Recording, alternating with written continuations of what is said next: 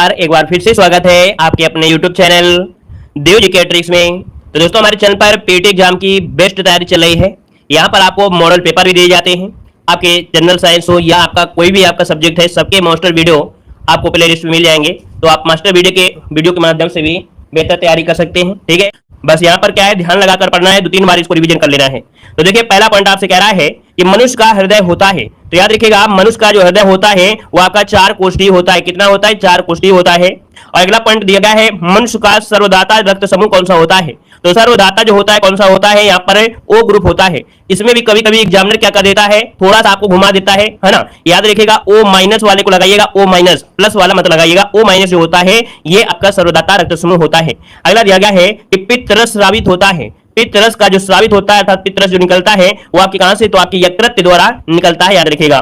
लेकिन अगर आपसे पूछे पित्तरस इकट्ठा कहां पर होता है, संचय कहां होता है, तो आपके पित्ताशय में संचित होता है।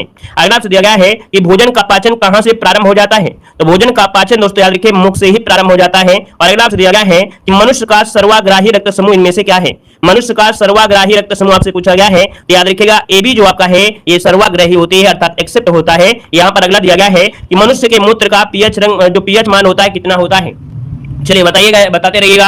लाइक शेयर भी कर दीजिएगा, लाइक शेयर फटाफट कर दीजिए जितने लोग यहाँ पर जुड़े हैं, ठीक है ना, बेहतर तरीके से। देखो दिया गया है कि मनुष्य के मूत्र का जो पीएच मान होता है वो कितना होता है? 6 होता है। कितना? 6 होता है। यहाँ पर मनुष्य के रक्त का पीएच मान पूछा गया है, तो मनुष्य के रक्त का पीएच मान कितना होता है? 7.4 होता है। कितना होता है? 7.4 होता है। यहाँ पर देखो दिया गया ब्लड बैंक कहलाता है। दोस्तों ब्लड बैंक कहलाता है क्या? तो ये जो प्लीहा होता है इसे ब्लड बैंक कहते हैं। और अगर आपसे यहाँ पर दिया गया है कि टिबिया नामक हड्डी कहां पर पाई जाती है? टिबिया नामक जो हड्डी पाई जाती है ये कहां पाई जाती है? तो आपके पैर में पाई जाती है। किसमें? पैरों में पाई जाती है। अगला दिया है मानव शरीर में ऊतकों का जो निर्माण होता है वो आपके किससे होता है? तो दोस्तों देखिए, मानव शरीर में ऊतकों का जो निर्माण होता है वो किससे होता है? आपके प्रोटीन से। किससे होता है? प्रोटीन से होता है। दोस्तों याद रखिएगा, है ना, ये बॉडी को मेंटेन करते हैं। यहाँ पर दिया गया है कि पचे हुए भोजन का अवशोषण कहां होता है? तो दोस्तों जो भी भोजन होता है, तो पचे हुए भोजन का जो अवशोषण होता है, स्वांगीकरण होता है, वो आपकी छोटी आंत में होता है। दोस्तों सबसे ज्यादा जो आपका होता है छोटी आंत में ही इसका जो अवशोषण अर्थात भोजन में जो भी पौष्टिक चीजें होती हैं, आपको बॉडी को मिलने वाले जो भी तत्व होते हैं वो आपकी छोटी आंत में जाने के बाद ही वहां से क्या होते हैं? आपके अलग होते हैं। याद रखिए, अगला पॉइंट दिया गया है कि मनुष्य के शरीर का सबसे बड़ा अंग कौन सा है? मनुष्य के शरीर का सबसे बड़ा अंग पूछा गया है। तो दोस्तों याद रखिए, अंग पूछा गया है तो आपको बताना है त्वचा बताना है। क्या बताना है? त्वचा बताना है। दोस्तों याद रखिएगा, ठीक है ना। यहाँ पर ग्रंथि नहीं पूछा है दोस्तों, ग्रंथि नहीं पूछा, याद रखिए यहाँ पर अंग पूछा गया है। अगला दिया गया है कि मनुष्य के शरीर में अमीनो अम्ल की संख्या कितनी होती है? तो मनुष्य के शरीर में अमीनो अम्ल की जो संख्या होती है वो दोस्तों 20 होती है। याद रखिए कितने? 20 होती है। अगला आपसे दिया गया है आरएच फैक्टर को के खोजकर्ता इनमें से कौन थे? आरएच फैक्टर के खोजकर्ता इनमें से कौन थे? तो देखिए लैंड स्टीनर व विनर थे। यहाँ पर याद रखिए आरएच फैक्टर के खोजकर्ता कौन है? तो लैंड स्टीनर एवं विनर हो जाएगा। अगला दिया गया है कि मनुष्य के मस्तिष्क का वजन कितना होता है? मनुष्य के मस्तिष्क का वजन कितना होता है? तो 1350 ग्राम। कितना होता है? 1350 ग्राम होता है। अगला है मनुष्य का हृदय 1 मिनट में कितनी बार धड़कता है? दोस्तों याद रखिएगा, मनुष्य का जो हृदय होता है वो 1 मिनट में 72 बार धड़कता है। कितने? 72 बार धड़कता है। अगला क्वेश्चन दिया गया है कि मनुष्य के दांतों और अस्थियों में क्या होता है? याद देखिए, मनुष्य के दांत और अस्थि ये जो आपके होते हैं बने होते हैं आपके कैल्शियम और फास्फोरस की। किसके? कैल्शियम और फास्फोरस के होते हैं। अगला दिया गया है कि मनुष्य के शरीर की सबसे बड़ी कोशिका कौन सी है? मनुष्य के शरीर की सबसे बड़ी कोशिका कौन सी है? तो ये होती तंत्रिका तंत्र, ये सबसे बड़ी कोशिका है। जैसे कि क्वेश्चन पूछा जाता है सबसे बड़ी कोशिका किसकी होती है? तो शुतुरमुर्ग के अंडे की होती है। याद रखिएगा, यहाँ पर दिया गया है कि मनुष्य के शरीर की सबसे मजबूत हड्डी कौन सी है? तो मनुष्य के शरीर की सबसे बड़ी मजबूत हड्डी कौन सी है? याद रखिएगा, जबड़े की हड्डी होती है, सबसे मजबूत होती है। यहाँ पर आते हैं अगले पॉइंट में। अगला पॉइंट दिया गया है कि मानव रक्त को शुद्ध करता है। मानव रक्त को शुद्ध करता है दोस्तों, ये वृक्क इसे बोलते हैं या इसे हम लोग किडनी बोलते हैं। और जब हो जाती है मनुष्य की, जब बुढ़ा जाता है तो किडनी काम करना बंद कर देती है, तो आर्टिफिशियल तरीके से क्या करना पड़ता है? रक्त को शुद्धिकरण करना जाता है ना। वो आर्टिफिशियल हॉस्पिटल में होगा, घर में नहीं हो पाएगा, ठीक है। उसे बोलते हैं डायलिसिस। क्या बोलते हैं? डायलिसिस होता है। डायलिसिस के माध्यम से रक्त को शुद्धिकरण किया जाता है ना। यहाँ पर अगला दिया है मानव शरीर का सबसे कठोर तत्व कौन सा है? मानव शरीर का सबसे कठोर तत्व क्या होता है? तो ये दांतों का जो एनामिल होता है, दांतों का जो एनामिल होता है ये सबसे कठोर तत्व होता है। याद रखिएगा। अगला दिया गया है मानव खोपड़ी में हड्डियां पाई जाती हैं। तो मानव खोपड़ी में दोस्तों याद रखिए, मानव खोपड़ी में हड्डियां होती हैं कितनी? 8 हड्डियां होती हैं। कितनी? 8 हड्डियां होती हैं।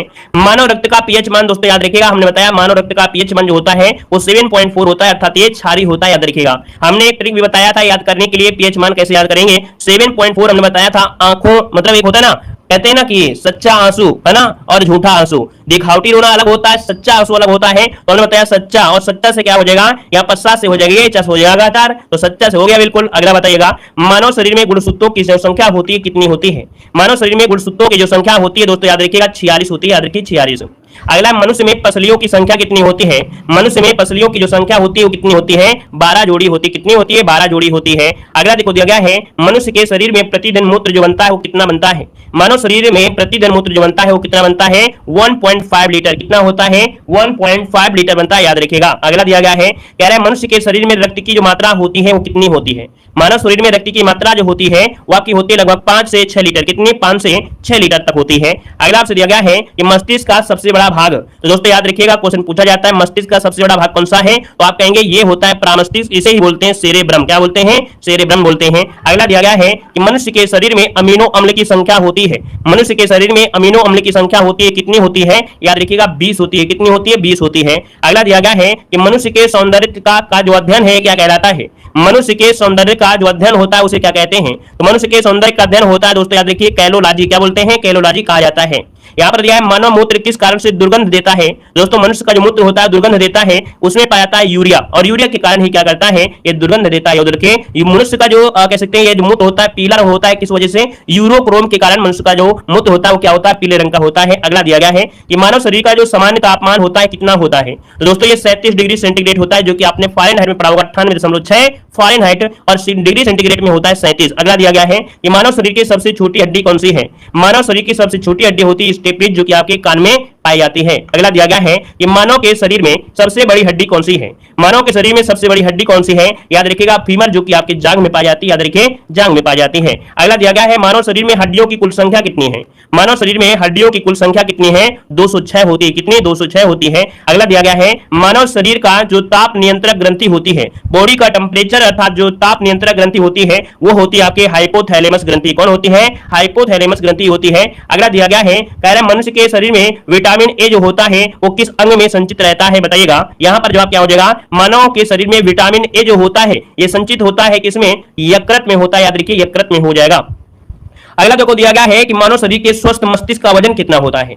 मानव शरीर के स्वस्थ मस्तिष्क का जो वजन होता है कितना होता है, 1350 ग्राम होता है। कितना होता है, 1350 ग्राम होता है, याद रखिएगा। अगला है मनुष्य के शरीर में रक्त परिभ्रमण में कितना समय लगता है। दोस्तों याद रखिएगा मनुष्य में जो रक्त होता है वो पूरी बॉडी में परिभ्रमण करने में जो समय लगता है, याद रखिए 23 सेकंड में पूरे बॉडी में, याद रखिए रक्त जो होता है क्या कर देता है, भ्रमण कर लेता है 23 सेकंड। अगला दिया गया है कि चंद्र ग्रहण कब लगता है। दोस्तों चंद्र ग्रहण, चांद निकलता है कब, शाम को निकलता है। शाम को हमने लिख दिया इस प्रकार से, शाम लिख दिया, ठीक है ना। मतलब ये हुआ जब हमने देखो ए को हम लोग ई कह सकते हैं, मतलब ए को अर्थ हम लोग बोलते हैं क्या, अर्थ लिखते हैं ERTH, लेकिन हम यहाँ पर आपको बता रहे हैं अर्थ मतलब ए हो गया, ठीक है ना। तो जब यहाँ पर अर्थ मतलब जो पृथ्वी होती है क्या आपके सूर्य और चंद्रमा के बीच आ जाती है। याद रखिए जब पृथ्वी सूर्य और चंद्रमा के बीच आ जाती है तो क्या होता है, यह चंद्र ग्रहण होता है। ऐसे याद रखना है, आपको याद रखना है क्या कि जो चंद्र ग्रहण होता है कब होता है, तो शाम को होता है। शाम मतलब आप समझ सकते हैं रात को पूर्णिमा, तो ये आपका हो गया। वहीं पर जो आपका बोलते हैं ना क्या, आपसे बोला जाता है चंद्र ग्रहण के बाद होता है सूर्य ग्रहण, और सूर्य ग्रहण होता है सामा। सामा मतलब आप समझ गए यहाँ पर कि जब चंद्रमा क्या होता है सूर्य और पृथ्वी के बीच आ जाता है तब होता है सूर्य ग्रहण, है ना। और ये सूर्य ग्रहण जो दोस्तों आपका हो जाएगा अगले पॉइंट में। कह रहा है सर्वाग्राही रक्त समूह कौन सा होता है। सर्वाग्राही, और ग्राही मतलब आप समझ गए यूनिवर्सल एक्सेप्टेड वाला। अगला है कोलकाता किस नदी के किनारे बसा हुआ है। दोस्तों यहाँ पर देख सकते हैं जो आपका कोलकाता है वो आपकी हुगली नदी के किनारे बसा हुआ है। अगला दिया गया है कि रामचरितमानस किसने लिखी है। रामचरितमानस किसने लिखी है, तो आपका तुलसीदास हो जाएगा दोस्तों, तुलसीदास। एक क्वेश्चन अभी करंट अफेयर में आया था कि सबसे बड़ा गीत कौन सा है, तो दोस्तों याद रखिए ये जो आपकी रामचरितमानस है ना, वाराणसी के एक पंडित ने इसको क्या दिया है, आवाज दिया है दोस्तों, याद रखिए। और अगला दिया गया है कि लाई बहोरा किस राज्य का लोक नृत्य है। लाई हरोबा किस राज्य का लोक नृत्य है। लाई हरोबा किस राज्य का लोक नृत्य है, तो आपके मणिपुर का है। कहां का है, मणिपुर का है। अगला है असहयोग आंदोलन किस वर्ष शुरू हुआ था। तो दोस्तों याद रखिए असहयोग आंदोलन 1920 में शुरू हुआ था, 1920 में। अगला दिया है पेनाल्टी स्ट्रोक किस खेल में प्रयुक्त होता है। एक शब्द आपको मिलता है पेनाल्टी स्ट्रोक, और यह शब्द होता है आपके हॉकी में प्रयुक्त होता होता है, किसमें, हॉकी में प्रयुक्त होता है। एक क्वेश्चन कमेंट करना है कि यहाँ पर हॉकी का जादूगर किसे कहते हैं, हॉकी का जादूगर किसे कहते हैं, इसका कमेंट बॉक्स में कमेंट करिएगा। यहाँ पर देखो दिया गया है भारतीय संसद का निम्न सदन कौन सा होता है, तो भारतीय संसद का निम्न सदन होता है लोकसभा दोस्तों, लोकसभा। और लोकसभा बनने के लिए आपको 25 वर्ष होना आवश्यक है, आप 25 वर्ष के हो सकते हैं लोकसभा की, अर्थात आप लोग चुनाव लड़ सकते हैं, याद रखिएगा, ठीक है ना, क्लियर है। लोकसभा के लिए है, वहीं पर राज्यसभा होता है तो राज्यसभा के लिए 30 होता है, याद रखिए। अगला क्वेश्चन दिया गया है कि वायुमंडलीय दाब किस यंत्र से मापा जाता है, वायुमंडलीय दाब होता है यह किस यंत्र से मापा जाता है, याद रखिए बैरोमीटर से। किससे मापा जाता है, बैरोमीटर से मापा जाता है। अगला दिया गया है सिख धर्म की स्थापना किसने की थी, तो सिख धर्म की स्थापना किसने किया था, गुरु नानक देव ने किया था। गुरु नानक का जो जन्म हुआ था तलवंडी में हुआ था, तलवंडी जो कि आपके पाकिस्तान में है। अगला देखो दिया गया है कि भारत छोड़ो आंदोलन कब शुरू हुआ था, देखिए भारत छोड़ो आंदोलन पूछा गया है, और भारत छोड़ो आंदोलन में ये आपके 8 अगस्त 1942 को शुरू हुआ था, याद रखिएगा। और इस आंदोलन में दोस्तों गांधी जी ने करो या मरो का नारा भी दिया था। और यहाँ पर आंदोलन के कुछ समय एक ऑपरेशन 0 आवर चलाया गया, जिसमें से जो भी क्रांतिकारी थे उनको गिरफ्तार भी किया गया था। यहाँ पर अगला क्वेश्चन दिया गया है कि संसार में सर्वाधिक जनसंख्या वाला देश कौन सा है, दोस्तों याद रखिए सर्वाधिक जनसंख्या वाला देश कौन सा है, आपका चीन है। यहाँ पर हमने बताया है कि अभी आंकड़ा जो आया था फरवरी 2023 में, तब उस आंकड़े में कहा गया था भारत की जनसंख्या ज्यादा है, लेकिन क्या हुआ, केंद्र सरकार की रिपोर्ट आई कब, तो आपके 1 जुलाई 2023 को आई। तो 1 जुलाई 2023 के आंकड़ों के अनुसार केंद्र सरकार का मानना है कि भारत में जनसंख्या नहीं है, चाइना में ही जनसंख्या आपकी ज्यादा है, भारत दूसरे नंबर पर ही अभी बना हुआ है, याद रखिएगा, उस आंकड़ों के अनुसार है। यहाँ पर देखो दिया गया है कि मनुष्य के शरीर में कुल कितने गुणसूत्र होते हैं, मनुष्य के शरीर में कुल कितने गुणसूत्र होते हैं, याद रखिए 23 जोड़ी, या कह सकते हैं 46 गुणसूत्र होते हैं। अगला दिया गया है कि उत्तरी गोलार्ध में सबसे छोटा दिन कब होता है, दोस्तों याद रखिएगा उत्तरी गोलार्ध में सबसे छोटा दिन होता है 22 दिसंबर। इसका मतलब है ये बात कर रहा है अपने यहाँ की, है ना, अपने यहाँ की बात कह रहा है कि सबसे छोटा दिन जो होता है, क्योंकि हम लोग कहां पर हैं, हम लोग उत्तरी गोलार्ध में हैं, तो यहाँ पर 22 दिसंबर को सबसे छोटा दिन होता है, याद रखिएगा। यही अगर हो जाता कि उत्तरी गोलार्ध दिया है और दक्षिणी गोलार्ध में दोस्तों 22 दिसंबर को ही सबसे बड़ा दिन होगा, मतलब समझ गए होंगे कि जिस दिन अपने यहाँ पर दिन छोटे होंगे, इसका मतलब उत्तरी दक्षिणी गोलार्ध में उस दिन जो होंगे बड़े होंगे, और वहां पर जिस दिन छोटा होगा तो अपने उत्तरी गोलार्ध में बड़ा होगा, जैसे कि आपका जून में होता है। यहाँ पर दिया गया है कि प्रथम एशियाई खेल कहां पर आयोजित किए गए थे, आईएमपी क्वेश्चन दिया गया है। प्रथम एशियाई खेल आयोजित किए थे आपके दिल्ली में, कहां पर, आपके दिल्ली में किए गए थे। अगला दिया गया है पौधों में जीवन होता है, ये जो पता किया, ये जो बताया था किसने, तो आपके जगदीश चंद्र बसु ने कहा कि पौधों में भी क्या होता है, पौधों में भी जीवन होता है, याद रखिएगा पौधों में भी जीवन होता है। यहाँ पर अगले पॉइंट में आते हैं, पॉइंट आपसे दिया गया है कि जो राष्ट्रपति होता है ये लोकसभा में कितने सदस्य मनोनीत कर सकता है, राष्ट्रपति जो होता है लोकसभा में कितने सदस्य मनोनीत कर सकता है, देखिए यहाँ पर याद रखिएगा 2 जो होते हैं, 2, है ना, ये आपके लोकसभा में मनोनीत कर सकते हैं। अगला दिया गया है मनुष्य के शरीर का सामान्य रक्तदाब कितना होता है, मनुष्य के शरीर का जो सामान्य रक्तदाब होता है वो कितना होता है, तो याद रखिएगा 80 से 120, कितना होता है, 80 से 120 होता है, याद रखिएगा। अगला दिया गया है कि भारत के किस राज्य में रबड़ का सबसे अधिक उत्पादन होता है, देखिए रबड़ का सबसे अधिक उत्पादन जो होता है ये आपके कहां पर, तो आपके केरल में होता है, याद रखिए केरल, इसका आंसर राइट हो जाएगा। अगला दिया गया है, कह रहा है गांधी जी द्वारा साबरमती आश्रम कहां पर स्थापित किया गया, दोस्तों यहाँ पर देख सकते हैं गांधी जी द्वारा साबरमती आश्रम जो स्थापित किया गया वो आपके अहमदाबाद में किया गया था, अहमदाबाद।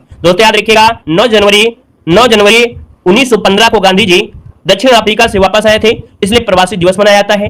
जब ये वापस आए थे दोस्तों याद रखिएगा तुरंत ये आपके साबरमती आश्रम नहीं बनाया था, ये कोलकाता में कुछ दिन आपके रहे थे शांतिवन में, है ना, तो इस वजह से याद रखिएगा कि उनके आने के बाद अर्थात 16 में स्टार्टिंग हुई थी, है ना। अगला पॉइंट दिया गया है कि भारी जल का रासायनिक सूत्र क्या होता है, दोस्तों यहाँ पर भारी जल का रासायनिक सूत्र होता है D2O, है ना, डिटोरियम ऑक्साइड होता है। अगला ध्वनि का वेग जो निर्भर करता है, तो ध्वनि का वेग निर्भर करता है किस पर, तो आपके तरंग दैर्ध्य पर निर्भर करता है, किस पे, तरंग दैर्ध्य पर निर्भर करता है। नेक्स्ट क्वेश्चन दिया गया है कि जो सीसा और टीन होता है ना, सीसा और टीन ये मिश्र धातु होता है, इसे बोलते हैं सोल्डर। देखते हैं आप लोग इलेक्ट्रिक वाले जो यूज करते हैं सोल्डर, वो होता है सीसा और टीन का मिश्र धातु होता है। क्वेश्चन पूछेगा कि सोल्डर जो बना होता है वो किसका, तो आपके सीसा और टीन का मिश्र धातु का होता है। अगला दिया गया है कि बॉक्साइट किस धातु का अयस्क है, बताइएगा कि जो बॉक्साइट है ये किस धातु का क्या है, अयस्क है, तो आपके एल्युमिनियम का अयस्क है, याद रखिए एल्युमिनियम का हो जाएगा। अगर आपसे दिया गया है कि विद्युत धारा का मूल मात्रक क्या होता है, विद्युत धारा का मूल मात्रक होता है एम्पियर, क्या होता है, एम्पियर होता है। अगला दिया गया है कि एक्स किरणों की खोज किसने की थी, एक्स किरणों की खोज जो किया वो किसने किया था, तो याद रखिए रोंटगन ने किया था, किसने किया था, रोंटगन ने किया था, रोंटगन ने। और अगला है माइटोकॉन्ड्रिया, दोस्तों याद रखिए माइटोकॉन्ड्रिया बॉडी की पावर हाउस होती है, दोस्तों याद रखिएगा, और इसकी खोज किया था आपके अल्टमैन ने किया था, किसने, अल्टमैन ने किया था। अगला दिया गया है माइटोकॉन्ड्रिया जो शब्द दिया वो किसने दिया था, माइटोकॉन्ड्रिया जो शब्द दिया वो किसने दिया था? तो आपके कार्ल बेंडा ने दिया था। किसने? कार्ल बेंडा ने दिया था। नेक्स्ट क्वेश्चन दिया गया है कि राइबोसोम किसके स्थल कहे जाते हैं? दोस्तों राइबोसोम जो आपके होते हैं आपके प्रोटीन निर्माण में सहायक होते हैं, ये आपके प्रोटीन के स्थल कहते हैं। और आपका अगला क्वेश्चन दिया गया है कि बेकिंग सोडा का अणुसूत्र क्या होता है? दोस्तों बेकिंग सोडा दिया है NaSCO3, है ना, सोडियम बाइकार्बोनेट दोस्तों खाने वाला सोडा होता है ना। दोस्तों याद रखिए बेकिंग सोडा को खाने वाला सोडा कहते हैं और ये होता है सोडियम बाइकार्बोनेट। बाई लग जाता है तो बीच में H हो जाता है, याद रखिएगा। वहीं पर धावन सोडा होता तो धावन सोडा में H हट जाता, सोडियम कार्बोनेट हो जाता आपका धावन सोडा, याद रखिए। अगला क्वेश्चन दिया गया है कि रेबीज के टीके की खोज किसने की थी? रेबीज दोस्तों याद रखिए एक बीमारी होती है जब कुत्ता जो होता है काट लेता है तो क्या होता है, वो व्यक्ति क्या होता है कि पानी से डरने लगता है ना। हाइड्रोफोबिया नामक बीमारी हो जाती है, पानी से डरने लगता है ना दोस्तों। और दोस्तों याद है किसकी खोज जो किया था? लुईस पास्चर ने किया था, लुईस पास्चर ने किया था। अगला है लाल रक्त कण किसमें उत्पन्न होता है? तो दोस्तों लाल रक्त कणिकाएं जो होती हैं वो कहां पर बनती है? आपकी बॉडी में, जो आपकी अस्थि मज्जा होती है। अस्थि मज्जा ये हो गया हड्डी के भीतर, हड्डी के भीतर जो गेहुआ रंग का होता है ना। अब ये हड्डी फाड़ के कैसे देखेंगे? तो भैया जो लोग बकरा वगैरह खाते हैं है ना, या नॉनवेज खाते हैं तो देखो कभी कभी वो नल्ला चूस रहे होते हैं तो उसके बीच जो निकलता है वही होता है दोस्तों अस्थि मज्जा। वहीं पर क्या होता है? लाल रक्त कणों का निर्माण होता है, ठीक है ना। चलिए अब सबको अच्छा थोड़ा लगेगा यहाँ पर देखो दिया गया है कह रहा है विद्युत धारा का चुंबकीय प्रभाव किसने खोजा था? दोस्तों देखो दिया है चुंबकीय धारा विद्युत धारा का चुंबकीय प्रभाव खोजा जो वो आपके किसने? तो आपके ओस्टेड ने खोजा था। अगला देखो दिया गया है कि प्राण वायु गैस के नाम से किसे जानते हैं? भैया आपकी बॉडी में आपके प्राणों की रक्षा करने वाली या प्राण वायु जो आपकी गैस वो आपकी कौन सी है? आपकी ऑक्सीजन होती है। अगला है कि सेलुलोज भित्ति किसके सेलों में पाई जाती है? दोस्तों दिया है सेलुलोज भित्ति किसके सेलों में पाई जाती है? दोस्तों याद रखिए पौधों के सेलों में। अर्थात ये हो गया कि जो सेलुलोज होते हैं ये पौधों में पाई जाती है, ये ना कि आपके बॉडी में। क्योंकि कभी कभी क्वेश्चन पूछा जाता है कि मनुष्य और पादप कोशिका में क्या चीज कॉमन, मतलब कह सकते हैं क्या अंतर होता है? तो पौधों में पाई जाती है सेलुलोज पाया जाता है, याद रखिएगा। अगला दिया गया है कि मानव शरीर में कोशिकाओं की जो खोज किया थी किसने की थी? मानव शरीर में कोशिका की जो खोज किया था किसने किया था? आपके रॉबर्ट हुक, जिसका ऑप्शन है रॉबर्ट हुक का आंसर राइट हो जाएगा। अगला आपसे कह रहा है कि अल्फा किरणों पर कितनी इकाई का धनवेश होता है? जो अल्फा किरण होते हैं इसमें कितने इकाई का धनवेश होता है? तो 2 इकाई का धनवेश होता है, याद रखिएगा। अगला दिया गया है कह रहा है यूकारियोटिक सेल में प्लाज्मा झिल्ली किसकी बनी होती है? तो यूकारियोटिक सेल में दोस्तों प्लाज्मा झिल्ली जो बनी होती है वो आपके फास्फोलिपिड की बनी होती है, फास्फोलिपिड हो जाएगा। और यहाँ पर आप देखिए अगला पॉइंट जो कि बहुत ही लाजवाब है दोस्तों, भगत सिंह की अगर बात करते हैं क्या देखिए भगत सिंह का उपनाम क्या था? यहाँ पर शहीद ए आजम, शहीद ए आजम के नाम से जानते हैं भगत सिंह को। अगला अब्दुल कलाम को तो दोस्तों याद रखिएगा मिसाइल मैन कहा जाता है। दोस्तों याद रखिए मिसाइल मैन की संज्ञा आपके है अब्दुल कलाम, और इन्हीं का ही जन्म है जो कि हम लोग आज चंद्रमा पर कह सकते हैं ऐसे उपग्रह वगैरह भेज रहे हैं, है ना। इन्हीं की देन आपके मिसाइल मैन से लिखा जाता है। अगला लाला लाजपत राय को कहते हैं क्या? पंजाब केसरी, याद रखिए पंजाब केसरी कहते हैं आपके लाला लाजपत राय को। बिहार विभूति, क्या बिहार विभूति जो कहते हैं वो कहते हैं आपके अनुग्रह नारायण सिंह को। किसे कहते हैं? अनुग्रह नारायण सिंह को कहते हैं। अगला दिया गया शांति पुरुष किसे कहते हैं? देखिए शांति पुरुष कहा जाता है लाल बहादुर शास्त्री को बोलते हैं शांति पुरुष कहा जाता है। अगला देखो दिया गया है कि लता मंगेशकर को क्या कहते हैं? तो दोस्तों याद रखिए लता मंगेशकर को स्वर कोकिला कहा जाता है, अर्थात स्वर कोकिला इनका उपनाम था। यहाँ पर दिया है मेजर ध्यानचंद, दोस्तों याद रखिएगा हॉकी का जादूगर, जो कि इसी वीडियो में हमने आपसे कमेंट के लिए पूछा भी था कि यहाँ पर हॉकी का जादूगर किसे कहते हैं? तो दोस्तों याद रखिए मेजर ध्यानचंद को कहा जाता है। अगला दिया गया है दादा भाई नौरोजी, दोस्तों याद रखिए दादा भाई नौरोजी दोस्तों इनको कहा जाता है grand old man of India, दोस्तों यहाँ पर आपका आंसर हो जाएगा। अगला है कवि गुरु किसे कहते हैं? कवि गुरु कहते हैं आपके रविन्द्रनाथ टैगोर को कहते हैं, याद रखिए रविन्द्रनाथ टैगोर को कवि गुरु कहा जाता है। अगला दिया है राष्ट्रपिता किसे कहते हैं? दोस्तों याद रखिए राष्ट्रपिता किसे कहते थे? दोस्तों याद रखिए गांधी जी को राष्ट्रपिता कहते थे। और अगला है कि कालिदास, दोस्तों कालिदास को एक शब्द बोलते थे कि शेक्सपियर ऑफ इंडिया, इंडिया का शेक्सपियर जो कहते हैं वो किसे कहते हैं? तो दोस्तों याद रखिए कालिदास को कहा जाता है। अगले पॉइंट में आते हैं, पॉइंट दिया गया है कि चंद्रशेखर का उपनाम क्या है? चंद्रशेखर जी का उपनाम क्या है दोस्तों? यंग तुर्क, क्या यंग तुर्क उपनाम है दोस्तों, याद रखिए चंद्रशेखर। और अगला है कि अमीर खुसरो को क्या बोलते थे? तो अमीर खुसरो को दोस्तों याद रखिए तोता ए हिंद, भारत का तोतिया कहा जाता है। और अगला है दोस्तों जयप्रकाश नारायण, और जयप्रकाश नारायण का उपनाम क्या है? लोकनायक, याद रखिएगा लोकनायक के नाम से जयप्रकाश नारायण को जाना जाता है। अगला है लौह पुरुष की अगर बात करते हैं तो लौह पुरुष दोस्तों याद रखिएगा यहाँ पर सरदार वल्लभ भाई पटेल आपके हो जाएंगे। यहाँ पर देखिए सरदार वल्लभ भाई पटेल की नर्मदा नदी पर एक मूर्ति बनी है, उसका नाम क्या है और उसकी ऊंचाई क्या है? आप लोग कमेंट बॉक्स में जरूर कमेंट करिएगा।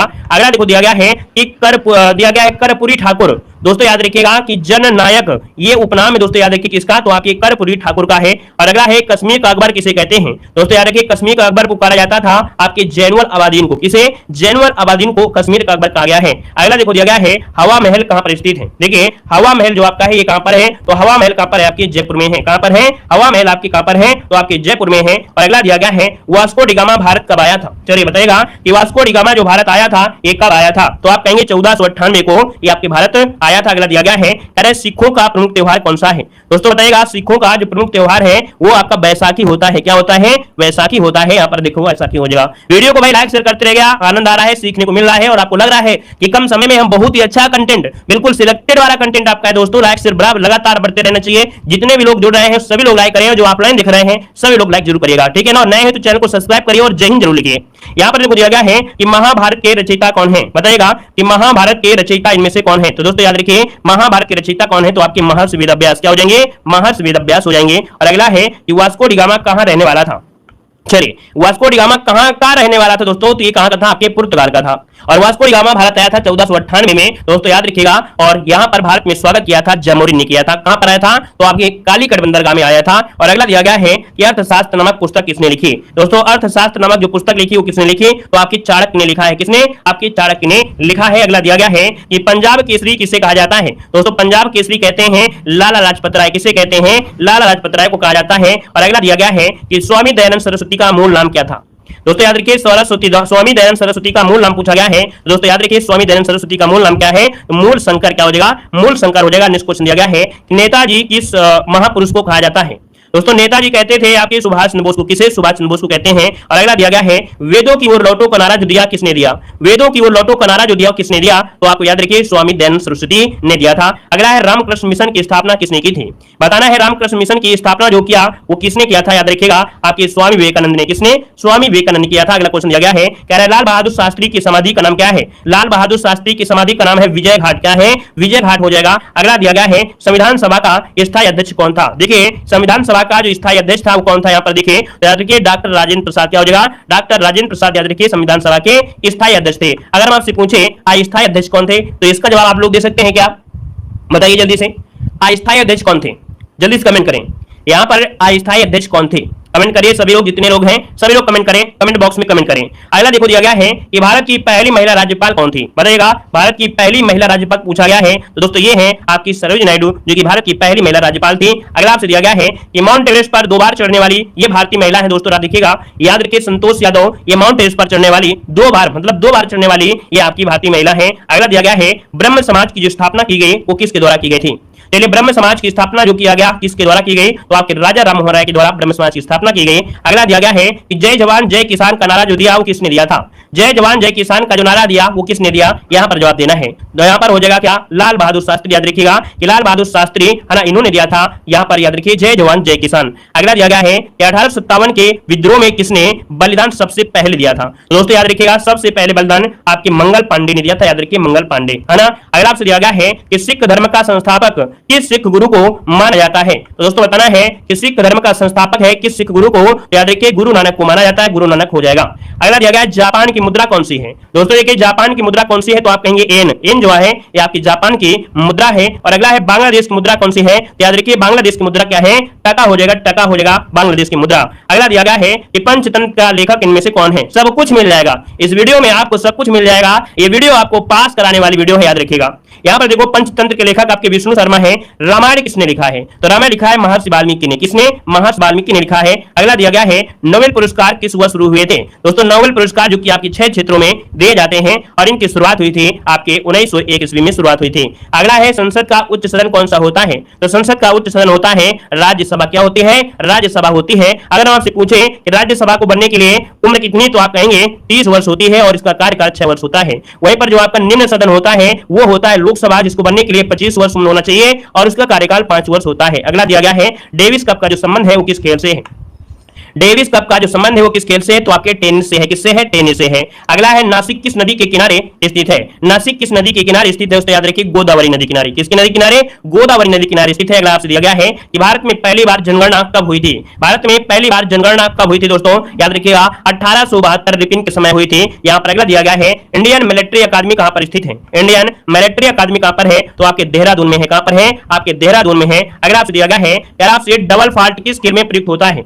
दोस्तों यहां पर जवाब देना है, आपसे कह रहा है आपसे भैया क्या कह रहा है, डबल फॉल्ट शब्द किस खेल में प्रयुक्त होता है।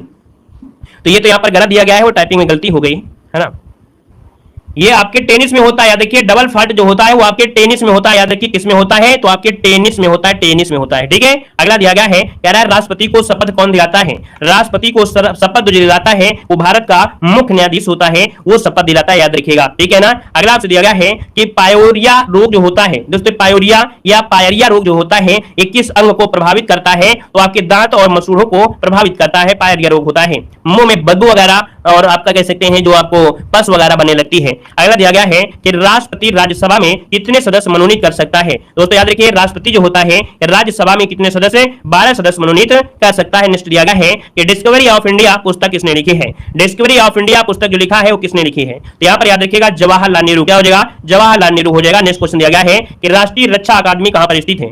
राष्ट्रीय रक्षा अकादमी कहां पर है, तो याद रखिए पूना के पास खड़गवाला में। कहां पर है राष्ट्रीय रक्षा अकादमी, कहां पर है खड़गवाला में, कहां पर है पूना के पास। नेक्स्ट क्वेश्चन दिया गया है कि माउंट एवरेस्ट पर चढ़ने वाली पहली भारतीय महिला कौन है। याद रखिए माउंट एवरेस्ट पर चढ़ने वाली ये पहली भारतीय महिला है बछेंद्री पाल। कौन है, बछेंद्री पाल हो जाएगा। नेक्स्ट क्वेश्चन दिया गया है कि भारत में गन्ने का सर्वाधिक उत्पादन किस राज्य में होता है। दोस्तों गन्ने का सर्वाधिक उत्पादन कहां होता है, आपके उत्तर प्रदेश में होता है ना। महाराष्ट्र में क्या होता है, तो चीनी मिलों की संख्या आपकी है और आपकी चीनी उत्पादन होता है। यहाँ पर दिया गया है एक स्वस्थ मनुष्य का हृदय जो होता है वो 1 मिनट में कितनी बार धड़कता है, तो आप कहेंगे सर 72 बार धड़कता है। कितने, 72 बार धड़कता है। याद रखिएगा। यहाँ पर अगला दिया गया है कि विश्व का सबसे बड़ा द्वीप कौन सा है। चलिए जय हिंद सभी लोग जय हिंद जरूर लिखिएगा, है ना। सभी लोग जय हिंद लिखिएगा। नए लोगों को वेलकम है, तहे दिल से स्वागत है, अभिनंदन है। यहाँ पर देखो दिया गया विश्व का सबसे बड़ा द्वीप कौन सा है, तो याद रखिएगा विश्व का सबसे बड़ा द्वीप है कौन सा, ग्रीनलैंड। कौन है, ग्रीनलैंड हो जाएगा। और दोस्तों अगला दिया गया है प्लास्टर ऑफ पेरिस किससे बनता है, तो दोस्तों प्लास्टर ऑफ पेरिस दोस्तों जिप्सम का बना होता है। जब किसी के हाथ पैर टूट जाते हैं ना, प्लास्टर लगा होता है ना, वो आपका सफेद सफेद जिप्सम होता है। यहाँ पर दिया गया है कि किस नदी को बिहार का शोक कहा जाता है। दोस्तों याद रखिएगा किस नदी को बिहार का शोक कहते हैं, याद रखिए कोसी नदी को बिहार का शोक कहते हैं, क्योंकि ये नदी दोस्तों इतनी टेढ़ी मेढ़ी है कि इसमें से क्या होता है अचानक बाढ़ आ जाती है। और भी जानते हो नदियों में अवशेष वगैरह जमा होते हैं और भी कारण होता है, लेकिन टेढ़ी मेढ़ी होने की वजह से इसमें बाढ़ हमेशा आती है। यहाँ पर देखो अगला दिया गया है, कह रहा है मछलियां किसकी सहायता से सांस लेती हैं। मछलियां किसकी सहायता से सांस लेती हैं, याद रखिएगा गलफड़ों से, अर्थात जिसे बोलते हैं गिल्स, यहाँ पर गलफड़ों से लेती है। अगला दिया गया है कि रिजर्व बैंक ऑफ इंडिया का मुख्यालय कहां पर है। रिजर्व बैंक ऑफ इंडिया का मुख्यालय कहां पर है, याद रखिएगा यहाँ पर क्या हो जाएगा आपके मुंबई में है। कहां पर है, मुंबई में हो जाएगा। नेक्स्ट क्वेश्चन दिया गया है कोणार्क का सूर्य मंदिर किस प्रदेश में स्थित है। चलिए यहां से भी क्वेश्चन आता है कि कोणार्क का जो सूर्य मंदिर है वो किस प्रदेश में है, याद रखिए उड़ीसा में है। कहां पर है, आपके उड़ीसा में है। अगला दिया गया है कि धरती के तल का लगभग कितने प्रतिशत पानी है। दोस्तों याद रखिएगा कि पृथ्वी के धरातल में, है ना, आपका जो पानी है कितना परसेंट है, 71% पानी है। अगला आपसे दिया गया है कि हमारे सौरमंडल का सबसे बड़ा जो ग्रह है वो आपका कौन सा है, तो सबसे बड़ा ग्रह कौन सा है, बृहस्पति। दोस्तों याद रखिएगा। और इसके 95 उपग्रह थे, सबसे ज्यादा उपग्रह 145 किसके हो गए हैं, तो आपके शनि के हो गए हैं। सबसे ज्यादा उपग्रह शनि के हैं, 145 हो गए हैं, याद रखिएगा। अगला दिया गया है कि स्वतंत्र भारत के प्रथम राष्ट्रपति कौन थे। स्वतंत्र भारत के प्रथम राष्ट्रपति कौन थे, याद रखिए डॉक्टर राजेंद्र प्रसाद। डॉक्टर राजेंद्र प्रसाद ये स्वतंत्र भारत के प्रथम राष्ट्रपति थे। अगला दिया गया है कि किसे सीमांत गांधी कहा जाता है। बहुत बार क्वेश्चन पूछा गया है, तो किसे सीमांत गांधी कहा जाता है, तो याद रखिए खान अब्दुल गफ्फार खान को। किसे, खान अब्दुल गफ्फार खान को याद रखिए सीमांत गांधी कहा जाता है। बहुत बार क्वेश्चन पूछा गया है। अगला है दूध से क्रीम किस प्रक्रिया से बनाई जाती है।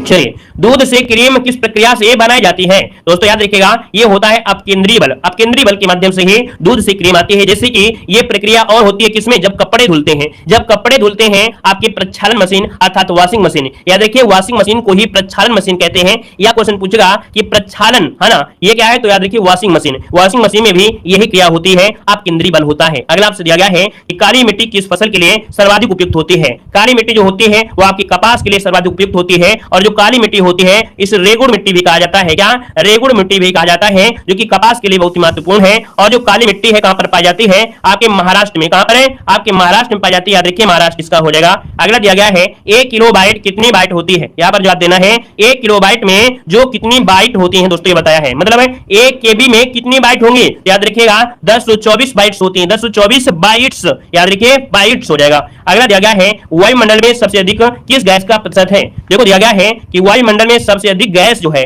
इसका प्रतिशत कितना, नाइट्रोजन का सबसे ज्यादा है। दोस्तों याद रखिए। अगला दिया गया है कि कॉमनवेल्थ पत्रिका का प्रकाशन किसने किया था, बताइएगा कि कॉमनवेल्थ पत्रिका का प्रकाशन किसने किया था, तो आपके एनी बेसेंट ने किया था, एनी बेसेंट ने। अगला दिया गया है कंप्यूटर भाषा में www का अर्थ इनमें से क्या है। कंप्यूटर भाषा में www का अर्थ होता है वर्ल्ड वाइड वेब होता है। अगला दिया गया है कि भारत में सबसे पुरानी पर्वत श्रृंखला कौन सी है। दोस्तों याद रखिए भारत में सबसे पुरानी पर्वत श्रृंखला है अरावली पर्वत श्रृंखला। कौन है, अरावली पर्वत श्रृंखला हो जाएगा। और अगला आपसे यहाँ पर दिया गया है, कह रहा है भारत में सबसे लंबी स्थलीय सीमा जो आपकी है वो किसकी है, चलिए बताइएगा।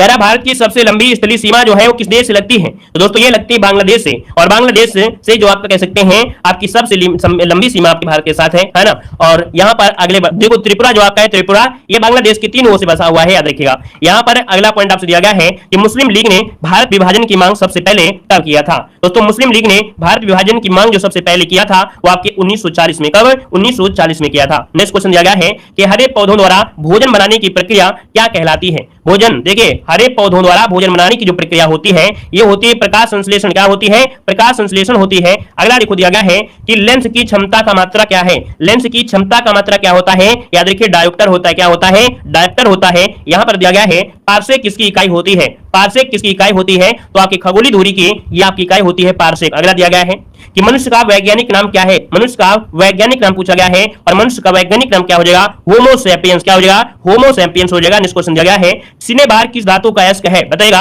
सिनेबार किस धातु का अयस्क है? तो दोस्तों सिनेबार जो है वो पारा या मरकरी, दोस्तों पारा या मरकरी जिसे कहते हैं पारा और उसे बोलते हैं मरकरी का यहाँ पर है, जो बहुत बार पूछा गया है। अगला है कि दूध की शुद्धता किससे मापी जाती है? दूध की शुद्धता किससे मापी जाती है? दोस्तों याद रखिएगा लैक्टोमीटर से। किससे मापी जाती है? लैक्टोमीटर से मापी जाती है। अगला दिया गया है प्राथमिक रंग किसे कहा जाता है? प्राथमिक रंग किसे कहते हैं? दोस्तों प्राथमिक रंग कहा जाता है लाल हरा नीला। लाल हरा नीला हो जाएगा। अगला दिया गया है कि ग्लूकोमा शरीर के किस अंग से संबंधित है? दोस्तों ग्लूकोमा जो आपकी बीमारी है ये आंखों से संबंधित है, यहाँ पर आंख हो जाएगा। नेक्स्ट क्वेश्चन दिया गया है कि वायुयानों के टायरों में कौन सी गैस भरी जाती है? दोस्तों याद रखिए वायुयानों के टायरों में कौन सी गैस है? तो याद रखिएगा हीलियम गैस भरी जाती है जो कि हल्की होती है। यहाँ पर दोस्तों क्या होता है पहले हाइड्रोजन सबसे हल्की होती है, तो पहले क्या होता था वायुयान के टायर में हल्की होने की वजह से उसको भर देते थे, लेकिन जब वायुयान लैंडिंग करते थे तो उनमें ब्लास्ट हो जाता था। क्यों? क्योंकि जो आपके हाइड्रोजन गैस है वो क्या होती है ज्वलनशील थी, तो इस वजह से ब्लास्ट हो जाता था, इसलिए अब यहाँ पर हीलियम गैस भरी जाती है। अगला दिया गया है कि किस रंग के प्रकाश का प्रकीर्णन सबसे अधिक होता है? दोस्तों यहाँ पर दिया गया है किस रंग के प्रकाश का प्रकीर्णन, तो दोस्तों बैंगनी रंग।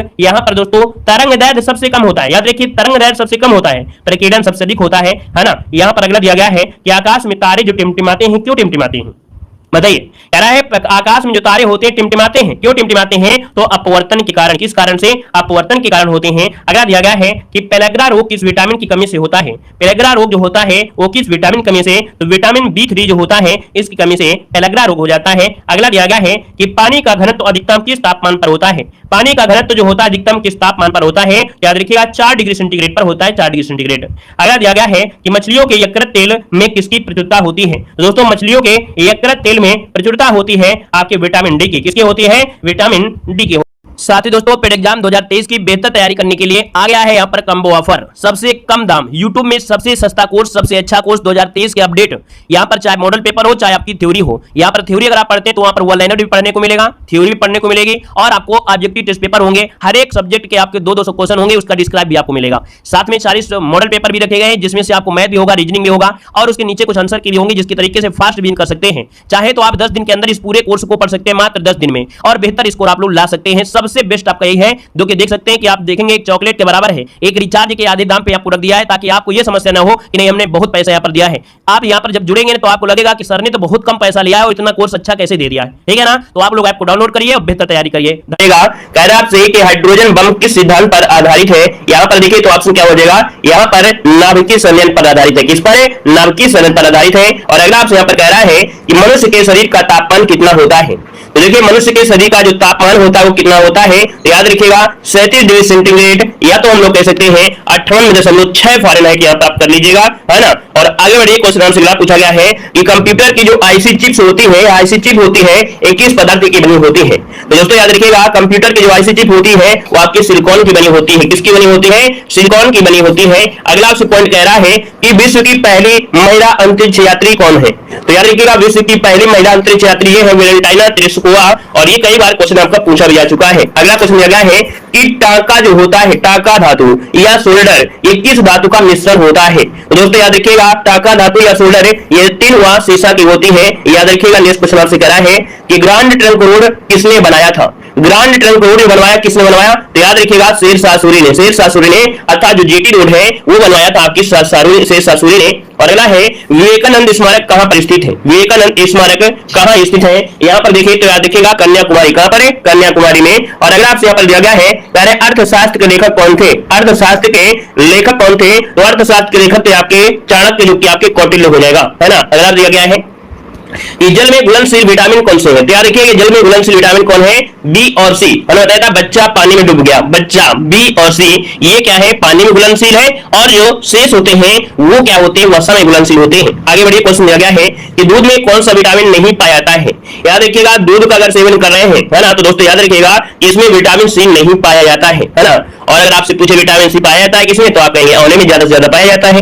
यहाँ पर दिया गया है कि भारत कोकिला, है ना, कौन कहलाते हैं? दोस्तों यहाँ पर भारत कोकिला है, यहाँ पर सरोजिनी नायडू है दोस्तों, है ना, और सूर्य कोकिला आपकी लता मंगेशकर हो जाएगा। अगला आपसे दिया गया है कि साधारण नमक का रासायनिक नाम इनमें से क्या है? साधारण नमक का रासायनिक नाम पूछा गया है, और साधारण नमक का रासायनिक नाम क्या है? तो आपका सोडियम क्लोराइड अर्थात NaCl हो जाएगा। अगला दिया गया है कि दक्षेस का मुख्यालय कहां पर स्थित है? बताइएगा दक्षेस का मुख्यालय है कहां पर है? तो आपके काठमांडू में। कहां पर है? आपके काठमांडू में है। और अगला आपसे दिया गया है कि विटामिन डी की कमी से कौन सा रोग होता है? विटामिन डी की कमी से होता है रिकेटस होता है, जिसे सूखा रोग कहते हैं बच्चों में, है ना। अगला विटामिन ई की कमी से कौन रोग हो जाता है? तो विटामिन ई की कमी से हो जाता है बांझपन हो जाता है। क्या हो जाता है? बांझपन होता है। और विटामिन ई की जो पूर्ति करना है तो आप लोग हरी सब्जी पत्तियां वगैरह सेवन करिए, है ना। यहाँ पर अगला दिया है विटामिन बी की कमी से रोग। विटामिन बी की कमी से रोग होता है बेरी वेरी। क्या होता है? बेरी वेरी होता है। अगला आपसे कह रहा है कि विटामिन सी की कमी से कौन सा रोग हो जाता है? तो देखिए विटामिन सी की कमी से यहाँ पर रोग होता है कौन सा? एस्कर्वी। क्या होता है? एस्कर्वी होता है। और विटामिन सी का रासायनिक नाम पूछा गया है तो हो जाएगा एस्कर्बिक अम्ल हो जाएगा। क्या हो जाएगा? एस्कर्बिक अम्ल हो जाएगा। धावन सोडा का रासायनिक नाम पूछा गया है, और दोस्तों याद रखिए धावन सोडा का रासायनिक नाम क्या होता है? Sodium carbonate. क्या होता है? सोडियम कार्बोनेट, है ना। अगर ये पूछ लेता कि खाने वाला सोडा ब्लीच, है ना, तो होता है कौन सा? तो आपका सोडियम बाइकार्बोनेट हो जाता है, याद रखिएगा। ठीक है, आगे बढ़िए, क्वेश्चन दिया गया है कि हीमोग्लोबिन की कमी से होने वाला रोग कौन सा है? चलिए, हीमोग्लोबिन की कमी से होने वाला रोग कौन सा है? यहाँ पर याद रखिए एनीमिया। क्या हो जाएगा? एनीमिया हो जाएगा। और अगला दिया गया है हंसाने वाली गैस का रासायनिक नाम क्या है? हंसाने वाली गैस का रासायनिक नाम पूछा गया है तो यहाँ पर क्या हो जाएगा? तो नाइट्रस ऑक्साइड। क्या हो जाएगा? नाइट्रस ऑक्साइड यहाँ पर हो जाएगा, नाइट्रस ऑक्साइड हो जाएगा।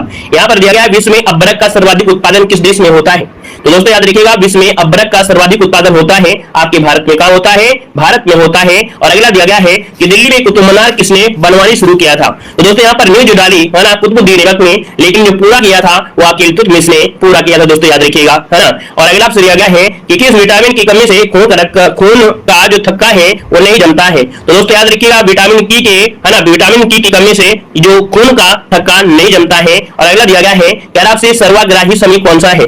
दोस्तों याद रखिए सर्वाग्राही, है ना, सर्वाग्राही होता है कौन सा? एबी होता है। ठीक है ना। अगर यहाँ पर सर्वदाता हो जाता तो सर्वदाता क्या हो जाता? सर्वदाता हो जाता O माइनस। क्या? O माइनस हो जाता। अगला मेघदूत किसकी रचना है? मेघदूत किसकी रचना है? तो दोस्तों मेघदूत रचना है कालिदास की। किसके है? कालिदास के है। अगला आपसे दिया गया है कि अर्जुन पुरस्कार किस वर्ष शुरू हुए थे? बताइएगा कि अर्जुन पुरस्कार किस वर्ष शुरू हुए थे? तो दोस्तों याद रखिएगा कि आपके 1961 में कब हुए थे? 1961 में आपकी शुरुआत हुई जी अर्जुन पुरस्कार। और अर्जुन पुरस्कार जो दिया जाता है वो सर्वश्रेष्ठ खिलाड़ियों को दिया जाता है। यहाँ पर दिया गया है असहयोग आंदोलन किस वर्ष शुरू हुआ था?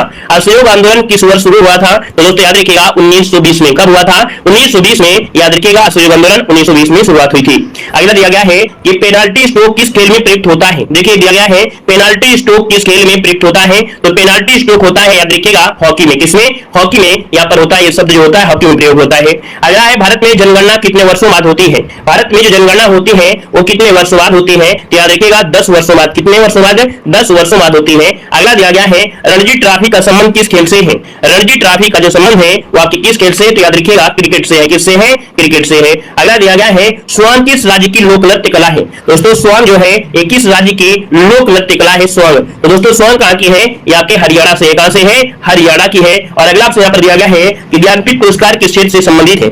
ज्ञानपीठ पुरस्कार जो संबंधित है याद रखिएगा साहित्य में दिया जाने वाला एक पुरस्कार है, आपके साहित्य में दिया जाता है। अगला क्वेश्चन आपसे दिया गया है कि भारतीय संसद का निम्न सदन कौन सा है? दोस्तों भारतीय संसद का निम्न सदन पूछा गया है तो ये है आपका लोकसभा। अगर उच्च सदन पूछ लेता तो क्या बोलते?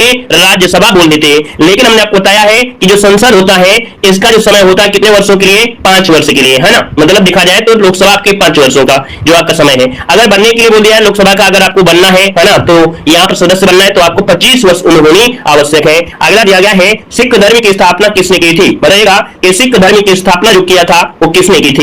यहाँ पर आंसर क्या हो जाएगा? गुरु नानक देव। क्या हो जाएगा? गुरु नानक देव हो जाएगा। अगला आपसे दिया गया है कि अंतिम मुगल सम्राट कौन था? अंतिम मुगल सम्राट कौन था? यहाँ पर देखो तो याद रखिएगा ये बहादुर शाह जफर द्वितीय। क्या हो जाएगा? बहादुर शाह जफर द्वितीय यहाँ पर हो जाएगा। अगला दिया गया है पेनल्टी किक शब्द किस प्रयुक्त होता है किस खेल में? देखो क्या दिया गया है पेनल्टी किक दिया गया है, पेनल्टी स्ट्रोक नहीं बोला है, यहाँ पर बोला है पेनल्टी किक बोला है, ठीक है ना। यहाँ पर याद रखिए आपके फुटबॉल में होता है। संसार का सबसे बड़ा सागर कौन सा है, तो संसार का सबसे बड़ा महासागर है, याद रखिए प्रशांत महासागर है, याद रखिए प्रशांत महासागर हो जाएगा, ठीक है ना। और अगला आपसे यहाँ पर दिया गया है, कह रहा है एक्जिमा रोग शरीर के किस अंग को प्रभावित करता है। दोस्तों एक्जिमा रोग त्वचा को प्रभावित करता है। नेक्स्ट क्वेश्चन दिया गया है कि मोनालिसा की जो विश्व विख्यात पेंटिंग है ना, ये किसकी है, तो दोस्तों मोनालिसा किसकी विश्व विख्यात पेंटिंग है, तो लियोनार्डो दा विंची ने, ये आपका हो जाएगा लियोनार्डो दा विंची हो जाएगा। अगला दिया गया है मैग्सेसे पुरस्कार पाने वाले पहले भारतीय में से कौन थे। मैग्सेसे पुरस्कार पाने वाले ये पहले भारतीय थे कौन, तो आपके विनोबा भावे है ना, विनोबा भावे जो कि भू आंदोलन से जुड़े हुए हैं। अगला क्वेश्चन आपसे कह रहा है कि तंबाकू पर प्रतिबंध लगाने वाला विश्व का पहला देश कौन सा है। तंबाकू पर प्रतिबंध लगाने वाला विश्व का पहला देश इनमें से कौन सा है, याद रखिएगा भूटान। क्या हो जाएगा, भूटान हो जाएगा। नेक्स्ट क्वेश्चन दिया गया है कि भारत की स्वतंत्रता के समय ब्रिटेन के प्रधानमंत्री इनमें से कौन था। दोस्तों भारत की स्वतंत्रता के समय, भारत की स्वतंत्रता के समय ब्रिटेन का जो प्रधानमंत्री था इनमें से कौन था, याद रखिए क्लेमेंट एटली। क्या हो जाएगा, क्लेमेंट एटली हो जाएगा। नेक्स्ट क्वेश्चन दिया गया है कि स्काउट एंड गाइड संस्था की स्थापना किसने की थी। देखो यहाँ पर दिया है स्काउट एंड गाइड संस्था की जो स्थापना की थी वो किसने की थी। स्काउट एंड गाइड संस्था की स्थापना किया था, ये है रॉबर्ट बॉर्डिन पावेल, रॉबर्ट बॉर्डिन पावेल ने किया था। अगला क्वेश्चन दिया गया है कि चार मीनार कहां पर स्थित है। चार मीनार कहां स्थित है, देखिए चार मीनार आपके कहां पर है, आपके हैदराबाद में। कहां पर है, हैदराबाद में है। अगला स्वर्ण मंदिर कहां पर स्थित है, तो स्वर्ण मंदिर कहां पर है, आपके अमृतसर में। कहां पर है, अमृतसर में है, और जो कि रामदास ने बसाया था। यहां पर देखो दिया गया है सबसे प्राचीन वेद कौन सा है, सबसे प्राचीन वेद कौन सा है, तो आपका ऋग्वेद हो जाएगा। और अगला दिया गया है एलपीजी गैस में क्या होता है, एलपीजी गैस में क्या होता है, यहां पर दिया गया है एलपीजी गैस में ब्यूटेन। अगला आपसे यहां पर कह रहा है पीलिया किस अंग का रोग है, तो दोस्तों पीलिया की वजह से कौन सा अंग प्रभावित होता है, यकृत जिसे हम लोग लीवर कहते हैं। और अगला है कि कौन सा मुगल बादशाह अशिक्षित था, तो अनपढ़ था। दोस्तों याद रखिएगा जो आपका मुगल बादशाह अकबर है ये क्या था, अनपढ़ था। दोस्तों याद रखिए अकबर जो था अनपढ़ था। यहाँ पर अकबर अनपढ़ जरूर था, लेकिन इसकी जो आपके कह सकते हैं राजनीतियां थी, इसके कार्य करने के तरीके थे वो बहुत अलग थे, इसलिए ये अपने आप में बहुत सक्सेस हुआ। यहाँ पर देखो दिया गया है कौन सा रक्त समूह सर्वदाता कहलाता है। दोस्तों अभी बताया था सर्वदाता समूह होता है वो ग्रुप का होता है, और ओ में भी कौन होता है, जो माइनस वाला होता है, याद रखिएगा अगर ऐसा ऑप्शन आता है तो, ठीक है। अगला आपसे यहाँ पर देखो दिया गया है कि मनुष्य के शरीर में कितनी हड्डियां होती है, मनुष्य के शरीर में कितनी हड्डियां होती है। दोस्तों याद रखिएगा मनुष्य के शरीर में 206 हड्डियां होती है। कितनी, 206 हड्डियां होती है। यहाँ पर दोस्तों यहाँ पर दिया है प्रकाश वर्ष का संबंध किससे है, प्रकाश वर्ष का संबंध किसे है, तो आपकी खगोलीय दूरी से किससे है, खगोलीय दूरी से है। अगला क्वेश्चन दिया गया है कि क्लोरोफिल का खनिज घटक क्या होता है, तो दोस्तों याद रखिएगा क्लोरोफिल में कौन सा तत्व पाया जाता है, मैग्नीशियम। अर्थात क्वेश्चन ये भी होता है कि अगर आप पत्ते जला देते हैं, सूखे पत्ते जलाते हैं, तो उनके बाद बचा हुआ तत्व कौन सा होता है, मैग्नीशियम, क्योंकि उसमें पाया जाता है क्या, पत्तों में मैग्नीशियम पाया जाता है क्लोरोफिल में। अगला है प्रथम पंचवर्षीय योजना कब प्रारंभ हुई थी, प्रथम पंचवर्षीय योजना कब प्रारंभ हुई थी, 1951। क्या हो जाएगा, 1951 हो जाएगा। नेक्स्ट क्वेश्चन दिया गया है कि गदर पार्टी का संस्थापक कौन था, गदर पार्टी का संस्थापक इनमें से कौन था, तो गदर पार्टी का संस्थापक कौन था, लाला हरदयाल। क्या हो जाएगा, लाला हरदयाल हो जाएगा। नेक्स्ट क्वेश्चन दिया गया है कि अमृतसर, अमृतसर जो शहर है ना, इसकी स्थापना किसने किया था, तो बताया था गुरु रामदास। क्या हो जाएगा, गुरु रामदास हो जाएगा। नेक्स्ट क्वेश्चन दिया गया है कि सिख इतिहास में लंगर प्रथा जो शुरू किया वो किसने शुरू किया था, तो सिख इतिहास में लंगर प्रथा जो शुरू किया वो आपके गुरु अंगद देव ने। कौन, गुरु अंगद देव हो जाएगा। नेक्स्ट क्वेश्चन दिया गया है कि किसने सर्वप्रथम अशोक के अभिलेखों को पढ़ा था। याद रखिएगा अशोक के अभिलेखों को सर्वप्रथम जो पढ़ा वो आपको कौन था, जेम्स प्रिंसेप। कौन था, जेम्स प्रिंसेप था। नेक्स्ट क्वेश्चन दिया गया है कि सूर्य के प्रकाश से कौन सा विटामिन प्राप्त होता है, सूर्य के प्रकाश से कौन सा विटामिन होता है, तो दोस्तों याद रखिएगा विटामिन डी प्राप्त होता है सूर्य के प्रकाश से। अगला आपसे कह रहा है कि टेलीफोन का आविष्कार किसने किया है, टेलीफोन का आविष्कार जो किया वो किसने किया था, तो टेलीफोन का आविष्कार किया था, याद रखिएगा Alexander Graham Bell. Alexander Graham Bell ने ही टेलीफोन का आविष्कार किया। नेक्स्ट क्वेश्चन दिया गया है, कह रहा है मादा एनाफिलीज मच्छर के काटने से कौन सा रोग होता है। दोस्तों मादा एनाफिलीज मच्छर के काटने से रोग कौन सा होता है, तो आप कहेंगे मलेरिया रोग होता है, मलेरिया रोग। अगला दिया गया है, कह रहा है चीनी यात्री हुएनसांग ने किस विश्वविद्यालय में अध्ययन किया था, तो दोस्तों याद रखिएगा किसमें, आपके नालंदा में अध्ययन किया था। और अगला दिया गया है, कह रहा है किस बौद्ध भिक्षु के प्रभाव में अशोक ने बौद्ध धर्म ग्रहण किया था, तो दोस्तों याद रखिएगा ये बौद्ध भिक्षु कौन था, उपगुप्त के ही कहने से ही अशोक ने बौद्ध धर्म ग्रहण कर लिया था। और आगे बढ़ते हैं, अगला पॉइंट आपसे दिया गया है, कह रहा है नंदा देवी पर्वत शिखर कहां पर है, बताइएगा नंदा देवी पर्वत जो आपका शिखर है कहां पर है। बहुत ही लल्लन टॉप वाली आपकी वीडियो है, वीडियो को लाइक शेयर जितना ज्यादा कर सके उतना करिएगा, दोस्तों को भी शेयर कर दीजिएगा, ठीक है। यहाँ पर है और इसी वीडियो से आपको बहुत सारे क्वेश्चन आपको देखने को मिलेंगे। देखो नंदा देवी पर्वत शिखर कहां पर है, तो आपके उत्तराखंड में। कहां पर है, उत्तराखंड में है। अगला आपसे कह रहा है कि मुंडा जनजाति के लोग किस राज्य में है, मुंडा जनजाति के जो लोग हैं ये किस राज्य में है, क्या देखिए झारखंड हो जाएगा। क्या हो जाएगा, झारखंड हो जाएगा। नेक्स्ट क्वेश्चन आपसे कह रहा है कि गुरु शिखर चोटी किस राज्य में स्थित है? बताइएगा गुरु शिखर, और गुरु शिखर जो चोटी है वो आपके राजस्थान में, दोस्तों याद रखिए राजस्थान में अरावली पर्वत है, उसकी सबसे ऊंची चोटी आपकी गुरु शिखर है। अगला दिया गया लेप्चा जनजाति जो आपकी है ये निवास करती है, तो लेप्चा जनजाति निवास करती है सिक्किम में। कहां पर? आपके सिक्किम में निवास करती है। अगला दिया गया भारत का सबसे ऊंचा दर्रा कौन सा है? भारत का सबसे ऊंचा दर्रा इनमें से कौन सा है? तो याद रखिएगा भारत का सबसे ऊंचा दर्रा है आपका काराकोरम दर्रा। क्या हो जाएगा? काराकोरम दर्रा। अगला आपसे दिया गया है थारू जनजाति का मूल निवास स्थान में से कौन सा है? थारू जनजाति का मूल निवास स्थान पूछा गया है, तो याद रखिएगा उत्तराखंड है। कौन है? उत्तराखंड हो जाएगा। लेकिन आपके भारत अपने उत्तर प्रदेश से भी जुड़ा था, है ना, उत्तर प्रदेश से जुड़ा था, तो इसलिए कहीं ना कहीं यहाँ भी निवास करती है। वैसे ऑप्शन में तो आप उत्तर प्रदेश होता है तो आप लगा सकते हैं। आगे बढ़िए, क्वेश्चन ज्यादा है कि दक्षिण भारत की सबसे ऊंची चोटी कौन सी है? वेरी वेरी एम्प्टी क्वेश्चन है। याद रखिए दक्षिण भारत की सबसे ऊंची चोटी कौन सी है? अन्नाईमुडी है, जो कि अन्नमलाई पहाड़ी की ये ऊंची चोटी है, अन्नाईमुडी। अगला दिया गया दोदा बेटा। दोदा बेटा, ये दोदा बेटा जो आपकी पर्वत की सबसे ऊंची चोटी है, नीलगिरी पर्वत की सबसे ऊंची चोटी है, याद रखिए दोदा बेटा। यहाँ पर अगला दिया गया है दक्षिण भारत की दूसरी सबसे ऊंची चोटी कौन सी है? तो याद रखिएगा दक्षिण भारत की दूसरी सबसे ऊंची चोटी कौन सी है? तो यहाँ पर दोदा बेटा हो जाएगा। अगला दिया गया है टोडा जनजाति जो निवास करती है, कहां पर निवास करती है?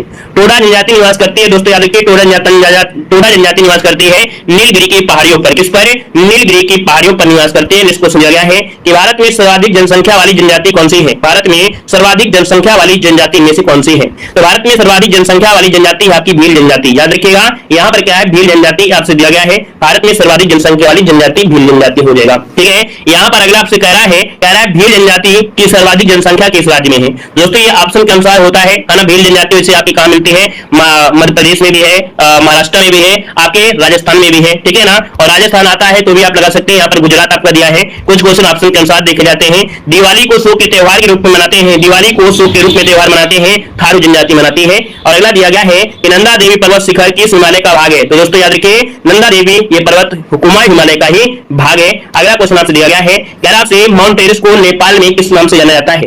माउंट एवरेस्ट को नेपाल में किस नाम से जाना जाता है? याद रखिएगा तो आपके सागर माथा के नाम से। किस नाम से? सागर माथा के नाम से जाना जाता है। अगला दिया गया है कि अंडमान निकोबार द्वीप समूह की सर्वोच्च पर्वत चोटी कौन सी है? अंडमान निकोबार द्वीप समूह की सर्वोच्च पर्वत चोटी आपसे कौन पूछा गया है? याद रखिए अंडमान निकोबार द्वीप की सबसे सर्वोच्च पर्वत चोटी आपकी है सैडल पीक। क्या हो जाएगा? सैडल पीक हो जाएगा। नेक्स्ट क्वेश्चन दिया गया है कि भारत की सबसे प्राचीन पर्वत श्रेणी कौन सी है? भारत की सबसे प्राचीन पर्वत श्रेणी कौन सी है? तो आपकी अरावली पर्वत श्रेणी है। कौन सी है? अरावली पर्वत श्रेणी है। नेक्स्ट क्वेश्चन दिया गया है कि किस प्रदेश में ओजो जनजाति के लोग रहते हैं? यहाँ पर देखो दिया गया है ओजो दिया गया है, हो सकता है ओंग जनजाति भी हो। क्या हो? ओंग जनजाति होता है, ओंग जनजाति, ओंग जनजाति ये आपके अंडमान निकोबार में निवास करती है। यहाँ पर एक जनजाति सिम्पेन जनजाति होती है, वो भी आपके अंडमान निकोबार में निवास करती है। अगला है कि माउंट एवरेस्ट को तिब्बत में किस नाम से जाना जाता है? माउंट एवरेस्ट को तिब्बत में किस नाम से जाना जाता है? तो याद रखिएगा चोमोलुंगमा। क्या? चोमोलुंगमा के नाम से जानते हैं। अगला दिया गया है इंद्रधनुष में कितने रंग होते हैं? तो देखिए इंद्रधनुष में कितने रंग होते हैं? तो आप कहेंगे 7 रंग होते हैं। कितने रंग होते हैं? 7 रंग होते हैं। सबसे कठोरतम पदार्थ कौन सा है? तो याद रखिए सबसे कठोरतम पदार्थ होता है कौन है? तो यहाँ पर हीरा होता है। याद रखिए हीरा। अगला है पटना का प्राचीनतम नाम क्या था? तो दोस्तों पटना का प्राचीनतम नाम था पाटलिपुत्र। क्या हो जाएगा? पाटलिपुत्र हो जाएगा। नेक्स्ट क्वेश्चन दिया है आगा खां का संबंध किस खेल से है? तो आगा खां का संबंध है आपके किससे? तो आपके हॉकी से है। अगला है ऑस्कर पुरस्कार का संबंध किस क्षेत्र से है? तो ऑस्कर पुरस्कार आपके फिल्म के क्षेत्र में दिया जाता है। अगला दिया है दिल्ली में लाल किला किसने बनवाया था? चलिए यहाँ पर देखो दिया गया है दिल्ली में जो लाल किला बनवाया वो आपके शाहजहां ने बनवाया था। अगला दिया है चाइना मैन शब्द जो आपका जुड़ा है किस खेल से जुड़ा है?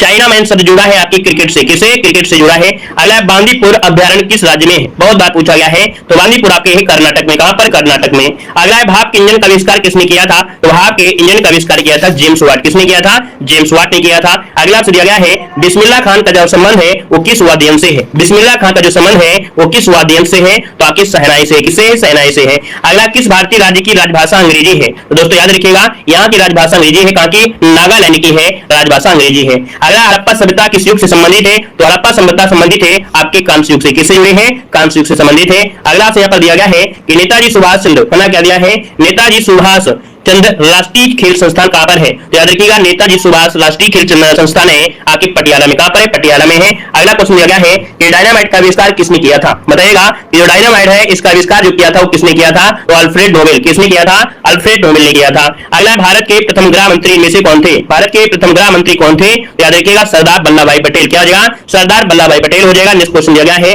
कि दीन ए इलाही धर्म किस मुगल शासक ने चलाया था? दीन ए इलाही धर्म किस मुगल शासक ने चलाया था? तो याद रखिए किसने? तो आपके अकबर ने चलाया था। किसने चलाया था? अकबर ने चलाया था। अगला क्वेश्चन आपसे दिया गया है कि रेडियो का आविष्कार किसने किया था? बताइएगा कि रेडियो का जो आविष्कार किया वो किसने किया था? तो दोस्तों याद रखिए इटली के निवासी हैं मार्कोनी। कौन है? मार्कोनी ने रेडियो आविष्कार किया था। अगला क्वेश्चन दिया गया है कि संसार की प्रथम महिला प्रधानमंत्री कौन थी? संसार की प्रथम महिला प्रधानमंत्री कौन थी? तो दोस्तों याद रखिएगा सिरमाऊ भंडारनायके। सिरमाऊ भंडारनायके हो जाएगा। अगला दिया गया है कि भारतीय राष्ट्रीय कांग्रेस का प्रथम मुस्लिम अध्यक्ष कौन था? भारतीय राष्ट्रीय कांग्रेस का प्रथम मुस्लिम अध्यक्ष कौन था? तो ये थे आपके बदरुद्दीन तैयबजी। क्या हो जाएगा? बदरुद्दीन तैयबजी हो जाएगा, जो कि मद्रास के अधिवेशन में थे। यहाँ पर दिया गया है भारत और पाकिस्तान के बीच जो रेखा है, तो भारत पाकिस्तान के बीच रेखा है रेड क्लिफ हो जाएगा। क्या हो जाएगा? रेड क्लिफ हो जाएगा। और यहाँ पर अगर आपसे पूछे भारत और चाइना तो क्या हो जाएगा?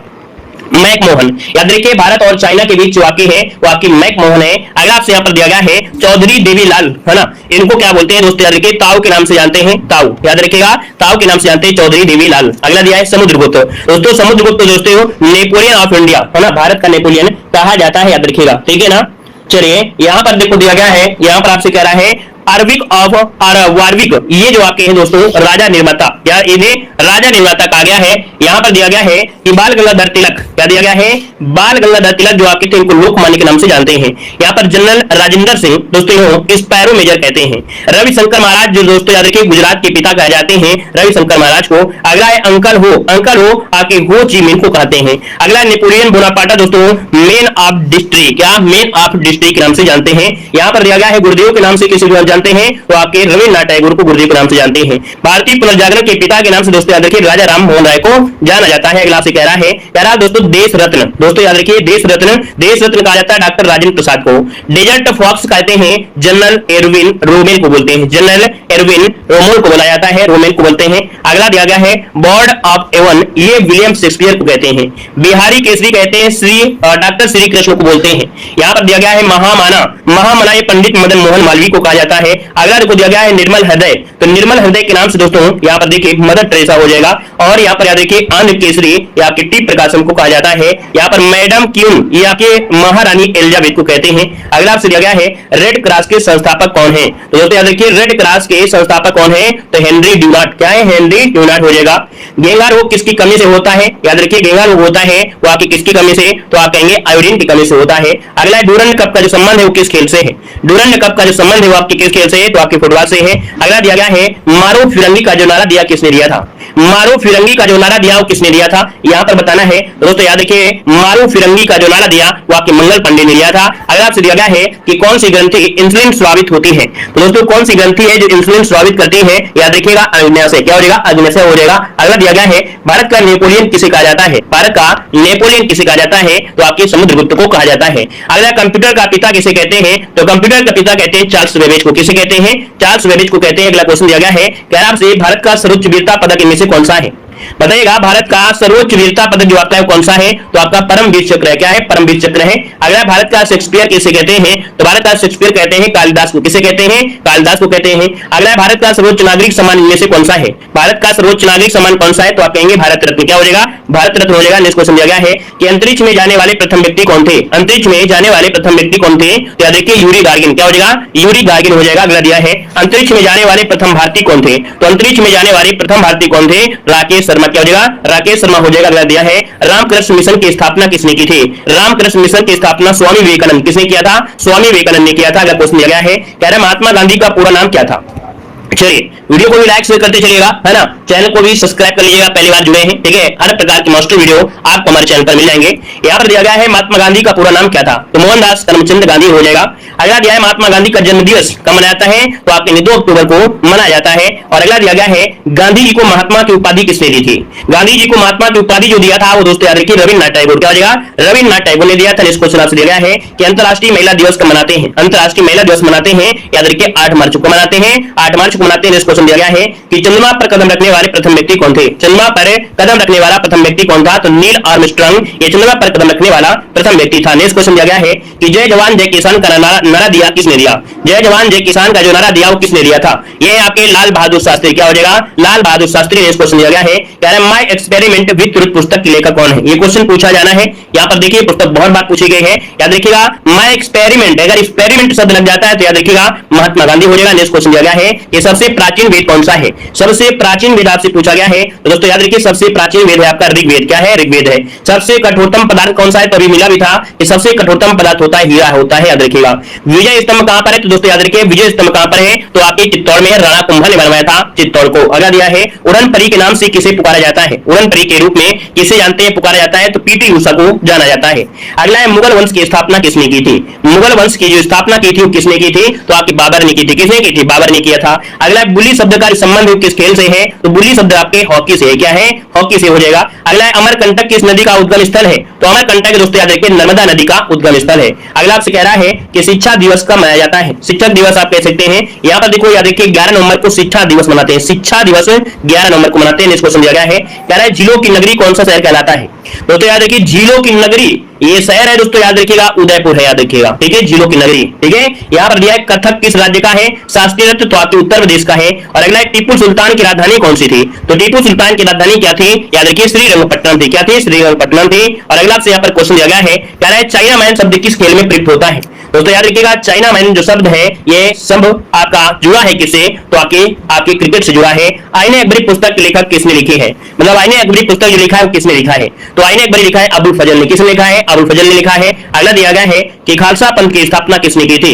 खालसा पंथ की जो स्थापना की थी वो आपकी किसने किया था? तो गुरु गोविंद सिंह ने। किसने किया था? गुरु गोविंद सिंह ने यहाँ पर किया था। नेक्स्ट क्वेश्चन दिया गया है कि बाबा परमाणु अनुसंधान केंद्र कहां पर स्थित है? बाबा परमाणु अनुसंधान केंद्र कहां पर है? तो आपके ट्राम्बे जो कि आपके मुंबई। ठीक है, ये क्वेश्चन बार बार मिलता भी है। अगला क्वेश्चन दिया गया है कि विश्व का सबसे लंबा जो रेल मार्ग है, ये विश्व का सबसे लंबा रेल मार्ग है कौन सा? तो ट्रांस साइबेरियन रेल मार्ग जो कि आपका है। यहाँ पर अगला दिया गया है कि भारत की पहली महिला आईपीएस अधिकारी कौन थी? तो भारत की पहली महिला आईपीएस अधिकारी किरण बेदी। कौन थी? किरण बेदी हो जाएगा। और अगला है ईस्ट इंडिया कंपनी ने भारत में पहला कारखाना कहां लगाया था?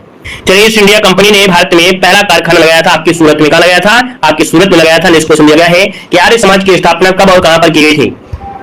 चलिए आर्य समाज की स्थापना कब और कहां पर की गई थी? याद रखिए मुंबई में की गई थी। कब की गई थी? तो आपके 1875 में की गई थी। अगला से यहाँ पर दिया गया है कि भारत में जिप्सम का सर्वाधिक उत्पादन किस राज्य में होता है? यहाँ पर बताना है भारत में जिप्सम का जो सर्वाधिक उत्पादन होता है वो किस राज्य में? तो आपके राजस्थान में। कहां पर है? राजस्थान में होता है। नेक्स्ट क्वेश्चन दिया गया है इंद्रधनुष में कितने रंग होते हैं? इंद्रधनुष में कितने रंग होते हैं? याद रखिएगा 7 रंग होते हैं। कितने होते हैं? 7 रंग होते हैं।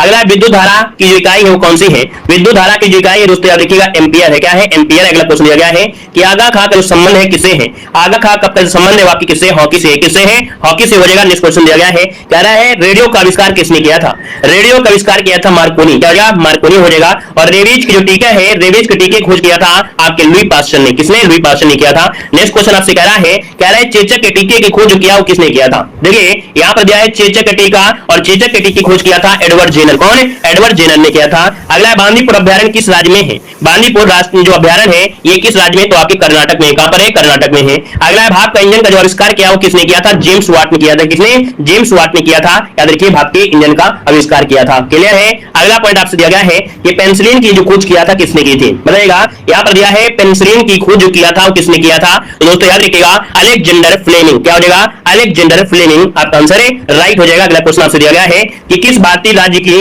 राजभाषा अंग्रेजी है? चलिए किस भारतीय राज्य की राजभाषा अंग्रेजी है? तो याद रखिएगा नागालैंड हो जाएगा। और अगला है हड़प्पा सभ्यता किस युग से संबंधित है? तो हड़प्पा सभ्यता है आपके याद रखिए कांस्य युग से। क्या है? आपके कांस्य युग से संबंधित है जो आपकी हड़प्पा सभ्यता है। अगला भारत के प्रथम गृह मंत्री कौन थे? तो भारत के प्रथम गृह मंत्री थे सरदार वल्लभ भाई पटेल। क्या हो जाएगा? सरदार वल्लभ भाई पटेल हो जाएगा। नेक्स्ट क्वेश्चन दिया गया है, कह रहा है नेताजी सुभाष चंद्र। क्या दिया है? नेताजी सुभाष राष्ट्रीय खेल संस्थान कहां पर है? तो नेताजी सुभाष राष्ट्रीय खेल संस्थान है आपके पटियाला में। कहां पर है? पटियाला में है। अगला दिया गया दूध से दही है ना, दूध से दही किस जीवाणु के कारण बनता है? तो याद रखिएगा दूध से दही जो बनता है वो बनता है आपके लैक्टोबैसिलस से। किससे? लैक्टोबैसिलस से बनता है। अगला आपसे यहां पर आपसे कह रहा है कि दीन इलाही धर्म किस मुगल शासक ने चलाया था? दीन इलाही धर्म चलाया था आपके याद रखिए अकबर ने चलाया था। अकबर ने। अगला दिया गया है परमाणु बम किस सिद्धांत पर कार्य करता है? तो यहाँ पर दिया है परमाणु बम दिया गया है और परमाणु बम जो कार्य करता है वो नाभिकीय विखंडन पर करता है, जबकि हाइड्रोजन बम किस पर कार्य करता है? नाभिकीय संलयन पर कार्य करता है। अगला आपसे कह रहा है भारतीय राष्ट्रीय कांग्रेस का प्रथम मुस्लिम अध्यक्ष कौन था? बदरुद्दीन तैयबजी हो जाएगा। संसार की प्रथम महिला प्रधानमंत्री आपकी श्री माधव भंडारनायके हो जाएगा। अगला है पराशर तरंगों की आवृत्ति कितनी होती है? दोस्तों याद रखिए पराशर तरंगों की जो आवृत्ति होती है वो आपके 20,000 से अधिक होती है। अगला भूस्थिर उपग्रह पृथ्वी से ऊंचाई कितनी होती है? तो 36,000 किलोमीटर ये होती है जो भूस्थिर उपग्रह होता है ना। 24 घंटे में इसका प्रभ्रमण काल होता है। अगला आपसे कह रहा है कि ताप का मूल मात्रा क्या होता है? ताप का मूल मात्रा क्या होता है? केल्विन होता है। क्या होता है? केल्विन होता है। अगला जल में घुलनशील विटामिन कौन सा है? तो जल में घुलनशील विटामिन है बी और सी हो जाएगा। अगला भारी जल का जो रासायनिक सूत्र होता है क्या होता है? D2 होता है, D2O होता है। अगला ताम्र एवं टीन के मिश्र धातु क्या कहते हैं? याद रखिएगा तांबा और जो टीन इसका मिश्र धातु होता है कांसा। क्या होता है? कांसा होता है। और अगला आपसे यहाँ पर कह रहा है नमक का pH मान कितना होता है? चलिए यहां पर देखो दिया है नमक का pH मान कितना होता है? तो याद रखिएगा 7 होता है। कितना होता है? 7 होता है। अगला आपसे दिया गया है पदार्थ की मात्रा का मूल मात्रा क्या होता है? तो पदार्थ की मात्रा का जो मूल मात्रा होता है वो दोस्तों मोल होता है। क्या होता है? मोल होता है। अगला है ब्रिक्स बैंक का मुख्यालय कहां पर है? याद रखिए ब्रिक्स बैंक का मुख्यालय आपके संघाई में। कहां पर? संघाई, जो कि आपके चीन में है। अगला आपसे कह रहा है कि खाने के बाद लार का जो pH मान होता है कितना होता है? खाने के बाद लार का pH मान होता है 5.8। कितना? 5.8 हो जाएगा। अगला है किस धातु को केरोसिन में डुबा कर रखते हैं? याद रखिएगा कि केरोसिन में जो डुबो के रखते हैं वो सोडियम को रखा जाता है, सोडियम को। अगला दिया गया है नाटो को और किस नाम से जाना जाता है?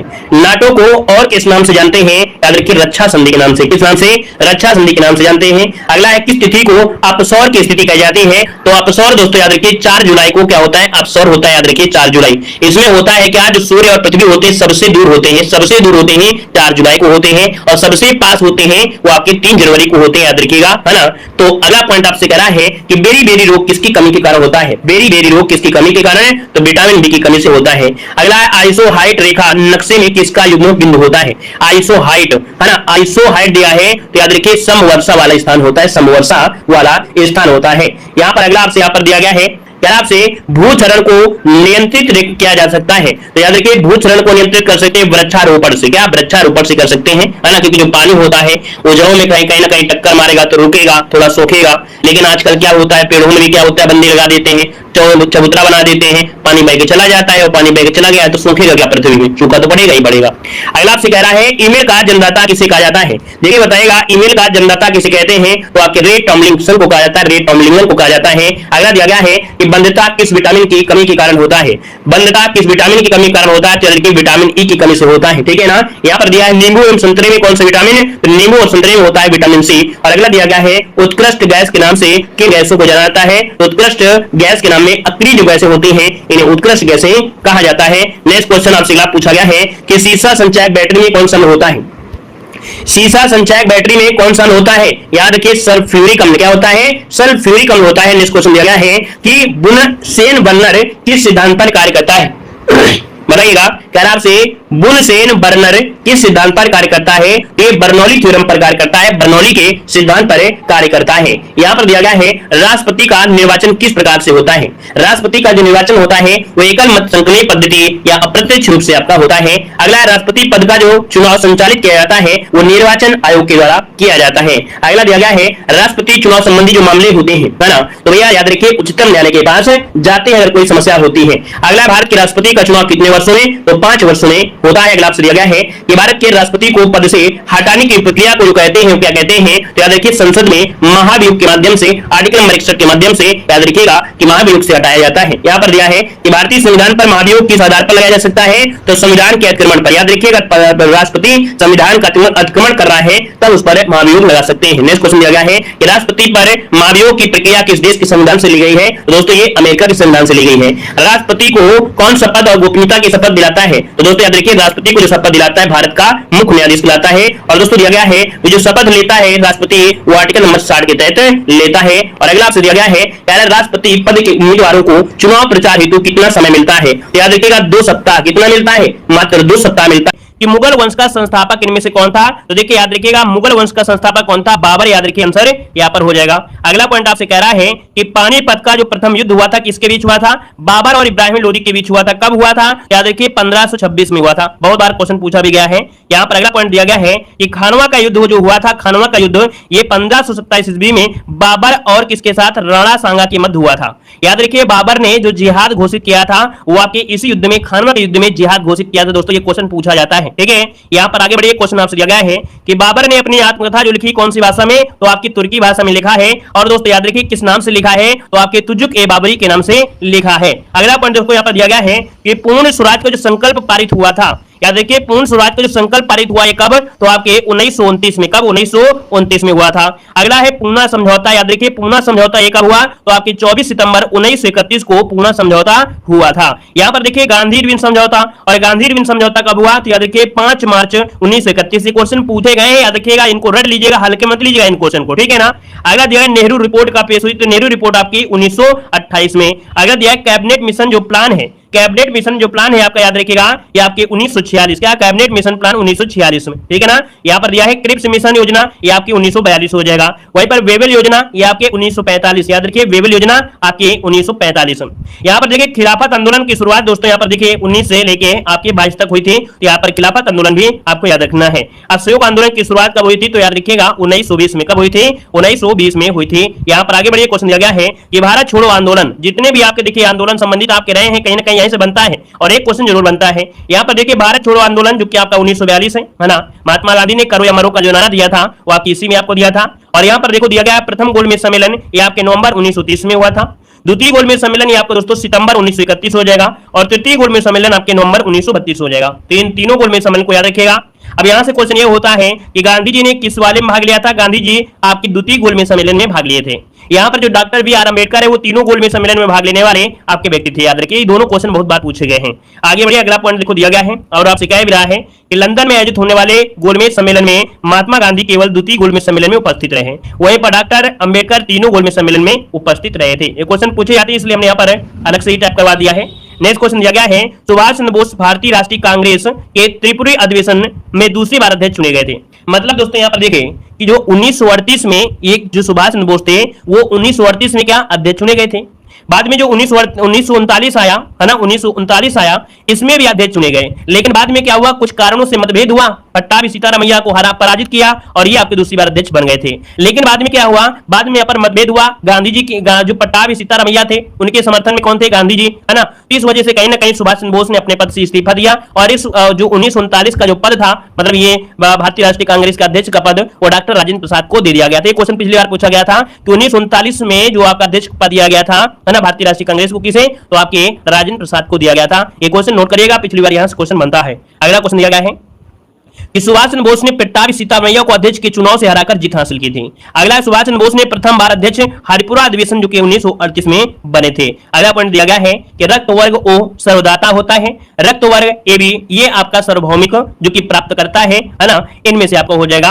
रक्त वर्ग जो ओ है इसमें क्या होता है, प्रतिजन अनुपस्थित रहता है, ठीक है, याद रखिए। ओ में जो प्रतिजन होता है अनुपस्थित रहता है, और रक्त वर्ग ए बी में एंटीजन ए और बी दोनों पाए जाते हैं, याद रखिए। इसलिए क्या होता है, याद रखिएगा, जो ए बी होता है इसमें एंटीजन पाए जाते हैं। यहां पर अगला पॉइंट दिया गया है कि रक्त क्या होता है, रक्त एक क्षारीय प्रकृति का होता है, क्योंकि इसका जो मान होता है वो 7.35 से लेकर 7.45 के मध्य होता है। तो याद रखिए रक्त एक क्षारीय आपका तरल होता है।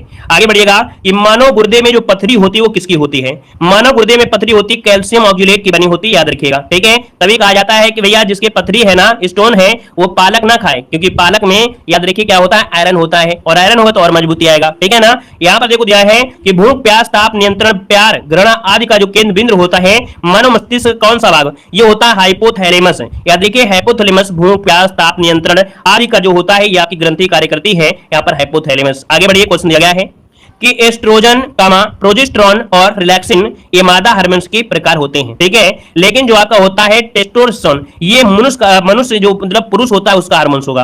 मतलब आपसे पूछेगा कि इनमें से कौन सा पुरुष का हार्मोन्स है, तो दोस्तों याद रखिए जो आपका टेस्टोस्टेरोन होता है, टेस्टोस्टेरोन होता है ये पुरुष हार्मोन्स होता है, वहीं पर जो एस्ट्रोजन होता है, प्रोजेस्टेरोन होता है और रिलैक्सिन होता है ये मादा हार्मोन्स होता है। अगला पॉइंट आपसे दिया गया है कि imperial bank of India Bharat का सबसे पुराना और सबसे बड़ा वाणिज्यिक बैंक था, कौन है, इंपीरियल। बाद में क्या हुआ, 1955 में इसी स्टेट बैंक इंडिया में बदल दिया गया, स्टेट बैंक ऑफ इंडिया में बदल दिया गया था, ठीक है ना। याद रखिए जो आपका इस समय एसबीआई है ये नामकरण हुआ था 1955 में, लेकिन 1921 में इस बैंक का नाम क्या रखा गया था, इंपीरियल बैंक ऑफ इंडिया था, ठीक है। लेकिन बाद में परिवर्तन हुआ। और अगला पॉइंट आपसे दिया गया है कि क्षेत्रीय ग्रामीणों को सितंबर 1975 में पारित अध्यादेश और आरबीआई अधिनियम 1976 के तहत कृषि और अन्य ग्रामीण क्षेत्रों के लिए पर्याप्त बैंकिंग और ऋण सुविधा प्रदान करने के लिए स्थापित किया गया था।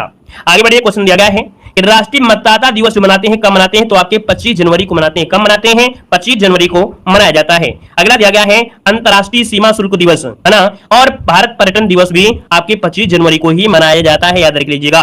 वहीं पर जो आपका है 12 जनवरी, दोस्तों जनवरी में 12 जो आपका तारीख होती है राष्ट्रीय युवा दिवस मनाते हैं। वहीं पर जो आपका 15 जनवरी है वो भारतीय थल सेना दिवस मनाए जाते हैं। यहां से क्वेश्चन आपका पूछा भी गया था, तो इनको नोट कर लीजिएगा, ठीक है। और आगे बढ़िए, क्वेश्चन दिया गया है, कह रहा है आर्द्र भूमियों के संरक्षण के लिए विश्व आर्द्र भूमि दिवस कब मनाते हैं, तो आपके 2 फरवरी को आर्द्र भूमि दिवस मनाया जाता है। यहां पर दिया है 4 फरवरी, और दोस्तों 4 फरवरी को क्या मनाते हैं, तो आपका विश्व कैंसर दिवस मनाते हैं आपकी 4 फरवरी को। अगला 21 फरवरी को क्या मनाते हैं, तो अंतरराष्ट्रीय मातृभाषा दिवस, याद रखिए अंतरराष्ट्रीय मातृभाषा दिवस मनाते हैं 21 फरवरी को। और अगला दिया गया है कि 28 फरवरी, तो देखिए 28 फरवरी को राष्ट्रीय विज्ञान दिवस मनाया जाता है। 28 फरवरी को राष्ट्रीय विज्ञान दिवस मनाया जाता है। वहीं पर 3 मार्च को क्या होता है, तो देखें 3 मार्च को विश्व वन्य जीव दिवस मनाते हैं। क्या मनाते हैं? विश्व वन्य जीव मनाते हैं आपके 3 मार्च को मनाते हैं। अंतरराष्ट्रीय महिला दिवस मनाते हैं आपके 8 मार्च को, अंतरराष्ट्रीय महिला दिवस है 8 मार्च को मनाते हैं। विश्व नागरिक सुरक्षा दिवस, विश्व नागरिक सुरक्षा दिवस है 1 मार्च को मनाया जाता है। और अगला पॉइंट आपसे यहाँ पर देखो दिया गया है कि विश्व क्षय रोग दिवस, विश्व क्षय रोग दिवस मनाते हैं 24 मार्च को। कब मनाते हैं? 24 मार्च को मनाते हैं। विश्व जल दिवस है ये आपका 22 मार्च को मनाते हैं। विश्व जल दिवस 22 मार्च को मनाते हैं, क्वेश्चन पूछे गए हैं। विश्व पृथ्वी दिवस आपका 22 अप्रैल, विश्व पृथ्वी दिवस है 22 अप्रैल को। अगला है 10 अप्रैल को क्या मनाते हैं, तो 10 अप्रैल को विश्व होम्योपैथी दिवस मनाते हैं। क्या मनाते हैं? विश्व होम्योपैथी दिवस मनाते हैं। और अगला है 24 अप्रैल को क्या मनाते हैं, तो 24 अप्रैल को राष्ट्रीय पंचायती राज दिवस मनाया जाता है, याद रखिएगा राष्ट्रीय पंचायती राज दिवस मनाते हैं आपके 24 अप्रैल को। अगला 1 मई को क्या मनाते हैं, तो याद रखिए 1 मई को अंतरराष्ट्रीय मजदूर दिवस मनाया जाता है। 1 मई को अंतरराष्ट्रीय मजदूर दिवस मनाया जाता है। अगला पॉइंट देखो आपसे दिया गया है कि 3 मई को क्या मनाते हैं, दोस्तों 3 मई को मनाते हैं विश्व प्रेस स्वतंत्रता दिवस। क्या मनाते हैं? विश्व प्रेस स्वतंत्रता दिवस मनाते हैं। वहीं पर 31 मई को क्या मनाते हैं, तंबाकू निषेध दिवस मनाते हैं, जो कि पूछा भी गया है। मतलब दोस्तों हमने जो दिवस आपके लिए, ये जो वीडियो आपका निचोड़ है पूरी तरीके से, है ना, ये वीडियो को पूरा देखिएगा, ये मत समझिएगा वन लाइनर है और इसमें ऑब्जेक्टिव नहीं मिला है। ऑब्जेक्टिव तो आप डेली पढ़ते हैं यार, डेली पढ़ते हैं, लेकिन आप वन लाइनर शॉर्ट में पढ़ लीजिए, फास्ट रिवीजन हो जाएगा, ज्यादा ज्यादा क्वेश्चन हो जाएंगे और फास्ट रिवीजन आपका हो जाएगा। तो वीडियो को अच्छे तरीके से पढ़िए, बेहतर तरीके से पढ़िए, ठीक है ना। खाना बनाते समय पढ़िए, सोते समय, लिखते समय, तो आराम से पढ़ सकते हैं ना। देखो दिया गया है क्या, कह रहा आपसे कीनिया की मुद्रा क्या है। देखिए कीनिया की मुद्रा क्या है, सीलिंग है ना, और राजधानी क्या है, नैरोबी है, ठीक है। यहां पर देखिए अगला है केन्या, पर होने चाहिए, केन्या की राजधानी नैरोबी है, तो केन्या की आपकी सीलिंग। देखो रूबल जो आपकी कजाकिस्तान की मुद्रा है, रूबल कहां की है, कजाकिस्तान की है ना। वहीं पर दिया अलमाटा, यहाँ की क्या है, राजधानी है, तो आपके याद रखिए कजाकिस्तान, कह रहा है रूबल कजाकिस्तान की मुद्रा है और अलमाटा यहाँ की क्या है, राजधानी है। अगला देखो दिया गया है युआन, जो कि पूछी जा सकती है। युआन कहां की मुद्रा है, आपकी चीन की है। और बीजिंग क्या है, यहाँ की राजधानी है, तो चीन की राजधानी बीजिंग है। अगर पूछे एन कहां की, तो दोस्तों एन जापान की मुद्रा है, एन जापान की मुद्रा है। अगला है जॉर्डन की राजधानी क्या है, तो याद रखिए जॉर्डन की राजधानी क्या है, अम्मान है, क्या है, अम्मान है। और जॉर्डन की दोस्तों याद रखिए मुद्रा, तो जॉर्डन की मुद्रा क्या है, यहाँ पर दीनार हो जाएगा, याद रखिए क्वेश्चन पूछा जा सकता है राजधानी से भी और आपके यहाँ पर मुद्रा से। अगला दिया है ताइपे, ये ताइपे जो राजधानी है कहां की है, तो ताइपे राजधानी ताइवान की है। और दोस्तों यहाँ की मुद्रा क्या है, तो आपकी डॉलर यहाँ की क्या है, मुद्रा है। अगला देखो दिया गया है, कह रहा है दुशांबे, क्या दिया है, यहाँ पर दिया है दुशांबे, ये आपकी तजाकिस्तान की क्या है, राजधानी है, दोस्तों याद रखिए। और सोमानी जो है यहाँ की क्या है, मुद्रा है, सोमानी क्या है, यहाँ की मुद्रा है। अगले आते हैं पॉइंट में दिया गया है कि दक्षिण अफ्रीका की राजधानी क्या है, तो आपका प्रिटोरिया, जो कि पूछी जा सकती है, आईएमपी पॉइंट है। दक्षिण अफ्रीका की राजधानी प्रिटोरिया है और यहाँ की मुद्रा का नाम है वो क्या है, रैंड, क्या है, रैंड। अगला आपसे दिया गया है, यहाँ पर देखो दिया गया है क्या, कह रहा है दक्षिणी सूडान की राजधानी, देखो यहाँ पर जुबा, जुबा ये दक्षिणी सूडान की राजधानी है, ठीक है, याद रखिएगा कि दक्षिणी सूडान की राजधानी क्या है, जुबा है। और यहाँ की दोस्तों याद रखिएगा कि जो आपकी मुद्रा है वो क्या है, पाउंड, पाउंड यहाँ की क्या है, मुद्रा, याद रखिएगा, ठीक है ना, याद रहेगा दक्षिणी सूडान की राजधानी जुबा है और यहाँ की जो मुद्रा है वो आपकी पाउंड है। अगला आपसे दिया गया है, कह रहा है विंड हॉक, देखिए विंड हॉक ये नामीबिया की राजधानी है, विंड हॉक नामीबिया की राजधानी है। और नामीबिया में दोस्तों याद रखिएगा यहाँ पर डॉलर चलता है, क्या चलता है, डॉलर यहाँ की मुद्रा हो जाएगा। आगे बढ़िए, क्वेश्चन दिया गया है नाइजीरिया की राजधानी, भाई ये बताइएगा नाइजीरिया की राजधानी क्या है, तो अबुजा है, क्या है, अबुजा है। और नैरा यहाँ की क्या है, मुद्रा है, नैरा यहाँ की मुद्रा है। अगला पूर्वी तिमोर की राजधानी क्या है, तो दिल्ली, क्या है, दिल्ली, याद रखिए पूर्वी तिमोर की राजधानी क्या है, दिल्ली है। और मुद्रा क्या है, यूएस डॉलर चलता है, यूएस डॉलर हो जाएगा। अगला देखो दिया गया मनीला, दोस्तों मनीला की अगर बात करते हैं, यहाँ की राजधानी पूछी जाती है। दोस्तों याद रखिए मनीला ये फिलीपींस की राजधानी है, फिलीपींस की राजधानी मनीला है और यहाँ पर मुद्रा चलती है वो पेसो चलती है। क्या चलती है यहाँ पर मुद्रा? पेसो चलती है। अगला दिया है मनामा। मनामा दोस्तों याद रखिए बहरीन की राजधानी है, मनामा ये बहरीन की राजधानी है और मुद्रा क्या है तो आपकी बहरीन में दिनार चलती है, तो बहरीन दिनार हो जाएगा। इससे ढाका दोस्तों, ढाका देख सकते हैं, ढाका बांग्लादेश की राजधानी है ना, और मुद्रा क्या है? टका है, जो कि आप लोग जानते हैं। यहाँ पर दोस्तों आपसे दिया गया है मंगोलिया की मुद्रा क्या है। मंगोलिया की मुद्रा आपसे पूछा है, मंगोलिया की मुद्रा क्या हो जाएगा? तुगरिक। क्या हो जाएगा? तुगरिक। राजधानी क्या है मंगोलिया की? तो आपकी उलान बटोर है। जो भी आईएमपी है सब कुछ इसमें है ना, जो भी आईएमपी आपका पॉइंट है आईएमपी राजधानी है, क्योंकि इतना तो हम ज्ञान नहीं कि भाई हम पेपर को बिल्कुल तरीके से जो आपके 20 क्वेश्चन आए या 60 क्वेश्चन है उतना ही हम पढ़ा दें, ऐसा तो नहीं है कि बिल्कुल जितना पेपर में आए तो इतना तो एक दिन पढ़ा दें खत्म हो जाएगा। तो कुछ एक्सपेक्टेड तो आपको पढ़ना ही पढ़ना पड़ेगा, और हमने जो लिया है वो कहीं ना कहीं आपके हैं, संभावित है आपको यही मिलेगा। देखिए मंगोलिया की राजधानी क्या है? मुद्रा क्या है? तुगरिक है। मंगोलिया की राजधानी पूछा जाता है आपकी हो जाएगा उलान बटोर हो जाएगा। अगला देखो दिया गया है मकाऊ की राजधानी। दोस्तों मकाऊ की राजधानी जो आपकी मकाऊ है, लेकिन मुद्रा क्या है दोस्तों? मकाऊ पटाया। क्या है? पटाया। ये आपकी क्या है? यहाँ की मुद्रा है। अगला देखो दिया गया है जो टांका होता है किसमें, इसमें क्या क्या मिला होता है? टांके में दोस्तों याद रखिए सीसा और टिन का मिश्रण होता है, ये टांका कहलाता है। तांबा और जिंक का मिश्रण होता है वो पीतल कहलाता है। ठीक है, तांबा और जिंक ये आपका पीतल होता है। तांबा और टिन का जो मिश्रण होता है, तांबा और टिन का ये कांसा होता है। तो टांका, पीतल और कांसा दोनों को पढ़ लीजिएगा। अब अगला पॉइंट दिया गया है जर्मन सिल्वर। तो जर्मन सिल्वर में दोस्तों यहाँ पर देखो तांबा होता है, निकल होता है और जिंक होता है। ठीक है, कभी कभी क्वेश्चन पूछ लेता है जर्मन सिल्वर में क्या नहीं होता है, तो सिल्वर नहीं होगा, याद रखिए इसमें होता है तांबा, निकल और जिंक होता है। आगे बढ़िए, अगला पॉइंट दिया गया है कि जो एटलस पर्वत है, क्या एटलस पर्वत ये कहां पर है? अफ्रीका महाद्वीप के कहां पर? मोरक्को, अल्जीरिया और ट्यूनिसिया देश में इसका विस्तार है। जो एटलस पर्वत है इसका विस्तार आपके अफ्रीका महाद्वीप के मोरक्को में है, अल्जीरिया में भी है और आपकी ट्यूनिसिया में है। इसका मतलब है उत्तरी अफ्रीका में इसका अवस्थिति है। आगे देखिए दिया गया है दक्षिणी अमेरिका में एक पठार पड़ता है। दक्षिण अमेरिका में एक पठार है पेंटागोनिया का पठार, जो कि खनिजों का पठार कहा जाता है। या देखिए खनिजों का पठार ये आपके दक्षिण अमेरिका में पेंटागोनिया के पठार को कहा जाता है। कुछ आपके मरुस्थल है और आपकी उनकी अवस्थिति दी गई है। देखिए विक्टोरिया दोस्तों, आपका विक्टोरिया मरुस्थल कहां पर है? आपके ऑस्ट्रेलिया में है, याद रखिएगा। आटाकामा जो कि आपका देख सकते हैं आपके कहां पर है? चिली में है, जो कि आपका शुष्क है। यहाँ पर सहारा मरुस्थल कहां पर है? आपके सहारा में है, याद रखिए सहारा में है। तगड़ा मकान दोस्तों ये कहां पर है? आपका मरुस्थल ये आपकी चीन में है।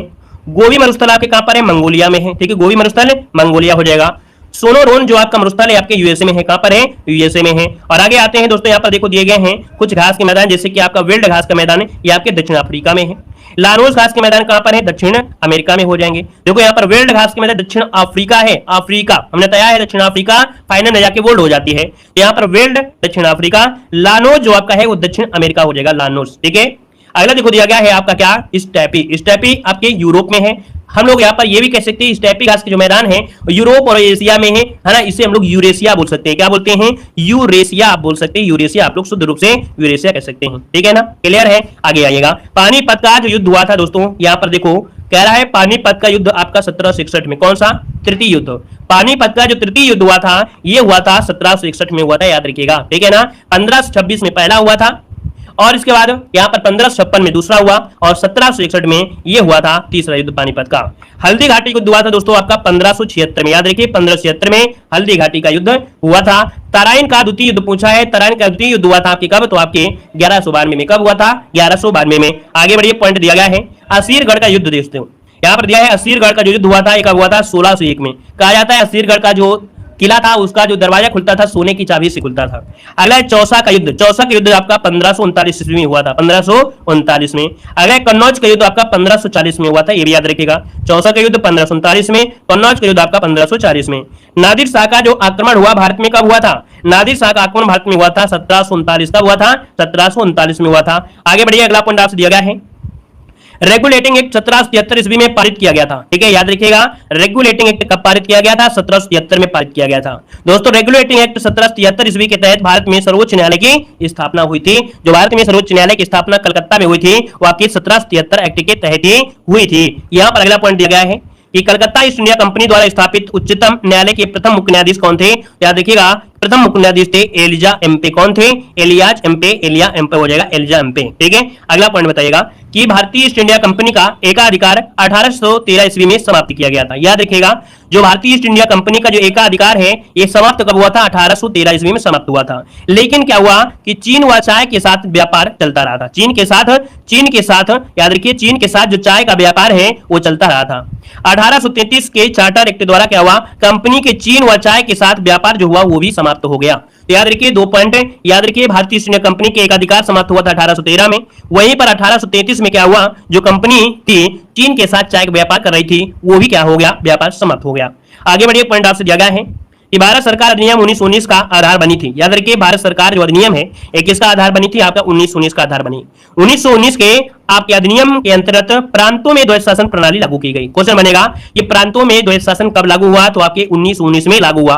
और ये जो आपका 1919 वाला द्वैध शासन है प्रांतों वाला समाप्त हुआ था 1935 में, और 1935 में ही लग गया था केंद्र वाला आपका लग गया था। याद रखिए, नीचे दिया गया है कि भारत सरकार अधिनियम 1935 द्वारा क्या हुआ? प्रांतीय द्वैध शासन व्यवस्था समाप्त हो गई और केंद्र सरकार द्वारा ये आपका चालू हो गई थी। आगे बढ़िए, क्वेश्चन दिया गया है आपसे अगला पॉइंट है कि वर्ष 1935 के अधिनियम के बारे में जवाहरलाल नेहरू ने कहा था कि एक कार जिसमें ब्रेक तो है पर इंजन नहीं है। इन्होंने गुलामी का अधिकार पत्र भी कहा है। तो दोस्तों याद रखिए, जवाहरलाल नेहरू से ये क्वेश्चन बनता है ना, कि ये बताइएगा 1935 के अधिनियम को किसने कहा था कि एक कार जिसमें ब्रेक तो है पर इंजन नहीं, है ना। दूसरा आपका होता है गुलामी का अधिकार पत्र, ये जवाहरलाल नेहरू ने कहा था। आगे बढ़िए, क्वेश्चन दिया गया है, देखिए यहां पर कुछ आपका दिया है हिंदी में, कह रहा है जागृत का विलोम क्या होता है? तो आपका सुसुप्त होता है।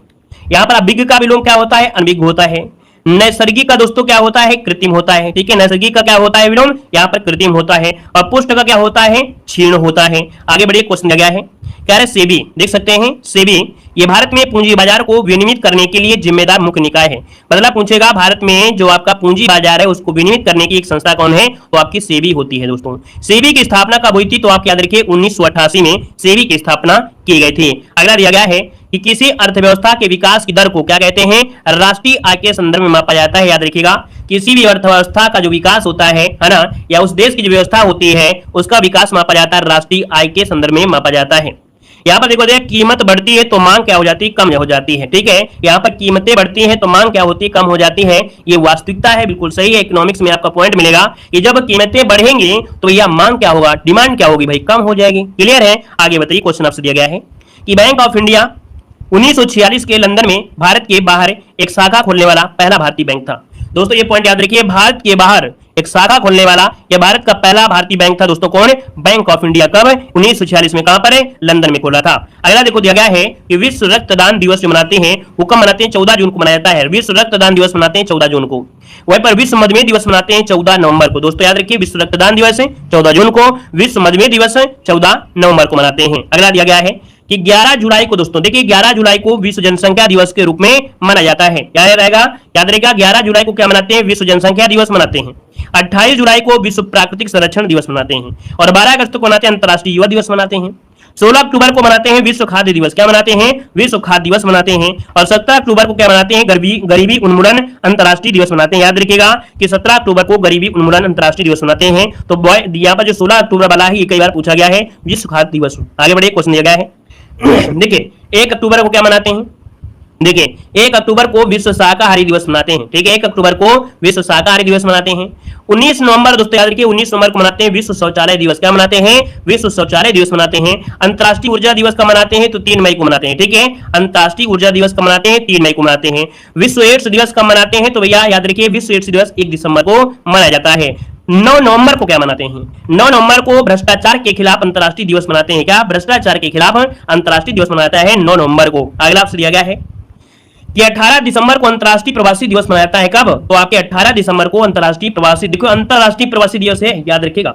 यहाँ पर एक संगाई महोत्सव कहाँ मनाया जाता है? तो दोस्तों याद रखिए, संगाई महोत्सव मनाया जाता है आपके मणिपुर में। कहाँ मनाते हैं? आपके मणिपुर में मनाते हैं। अगला दिया गया है पूर्वोत्तर के नागालैंड राज्य में प्रसिद्ध हार्नबिल त्योहार मनाते हैं। याद रखिएगा कि हार्नबिल त्योहार का मनाते हैं तो आपके नागालैंड राज्य में मनाया जाता है। अगला पॉइंट आपसे दिया गया है, जो एक पॉइंट आपका है कि नागर, कामद्राविण और बेसर ये क्या है, ये भारतीय मंदिर की वास्तुकला के तीन क्या है प्रकार है। मतलब भारत में तीन प्रकार के मंदिर पाए जाते हैं, नागर शैली में, है ना, नागर शैली में, द्राविड़ शैली में और आपकी बेसर शैली में। इसमें मंदिर के मूल रूप में विभिन्न अवयव जैसे क्या होते हैं कि गर्भगृह, मंडप, शिखर, आवाहन आपके सब शामिल होते हैं। दोस्तों यहाँ पर देखिए नागर शैली जो आपके उत्तर भारत की है, ठीक है, याद रखिए नागर शैली जो आपकी है उत्तर भारत की है, द्राविड़ शैली ये क्या है दक्षिण भारत की है, और बची हुई जो आपकी बेसर है वो आपकी क्या हो जाएगा, तो वो आपके कह सकते हैं मध्य भारत की आपकी हो जाएगी जो आपकी बेसर शैली है। क्लियर है। यहाँ पर देखो एक पॉइंट आपसे दिया गया है कि जो कंदरिया महादेव मंदिर है ये मध्य प्रदेश के खजुराहो में स्थित है, याद रखिएगा, और इसे चंदेल शासक विद्याधर ने बनवाया था। क्वेश्चन पूछा गया है कई बार, कंदरिया महादेव मंदिर कहां पर है, तो आपके मध्य प्रदेश के खजुराहो में है और इसे चंदेल शासक विद्याधर ने बनवाया था। अगले पॉइंट में आते हैं, पॉइंट दिया गया है कि छतरपुर में लक्ष्मण मंदिर जिसे चंदेल शासक यशोवर्मन ने बनवाया है, ठीक है, याद रखिए लक्ष्मण मंदिर ये छतरपुर में चंदेल शासक यशोवर्मन ने बनवाया था। अगला पॉइंट आपसे दिया गया है कि जहांगीर महल ये ओरछा में स्थित है, जहांगीरी महल जो आपका जहांगीर महल है ये ओरछा में स्थित है जिसे वीर सिंह देव ने बनवाया था। ग्वालियर महल जिसे मानसिंह तोमर ने बनवाया था। तो दोस्तों याद रखिएगा जहांगीर महल ओरछा में है और इसे वीर सिंह ने बनवाया, वहीं पर जो ग्वालियर महल है इसे मानसिंह तोमर ने निर्मित करवाया था। अगला दिया गया है मांडू महोत्सव। देखिए मांडू महोत्सव का जो संबंध है कहां से है, आपके मध्य प्रदेश से, कहां से है, मध्य प्रदेश से हो जाएगा। नेक्स्ट क्वेश्चन पे आते हैं, क्वेश्चन दिया गया है कुछ आपकी धाराएं हैं जो कि आपसे पूछी जाती हैं। यहाँ पर देखो दिया गया है मोजाम्बिक जलधारा ये हिंद महासागर की कैसी है, गर्म जलधारा है। याद रखिए मोजाम्बिक जलधारा ये हिंद महासागर की कैसी है, तो आपकी गर्म जलधारा है। दोस्तों ये ठंडी जलधाराओं में जैसे आपकी कैलिफोर्निया की धारा है ना, पश्चिमी ऑस्ट्रेलिया की धारा है, पछुआ पवन प्रवाह आदि को शामिल किया जाता है। जो आपकी ठंडी जलधारा में कैलिफोर्निया है, पश्चिमी ऑस्ट्रेलिया धारा, पछुआ पवन प्रवाह आदि आपकी हैं। अब अगला पॉइंट आपसे दिया है कि सर्वाधिक लवणता वाला जो आपका सागर है वो आपका कौन है, मृत सागर है।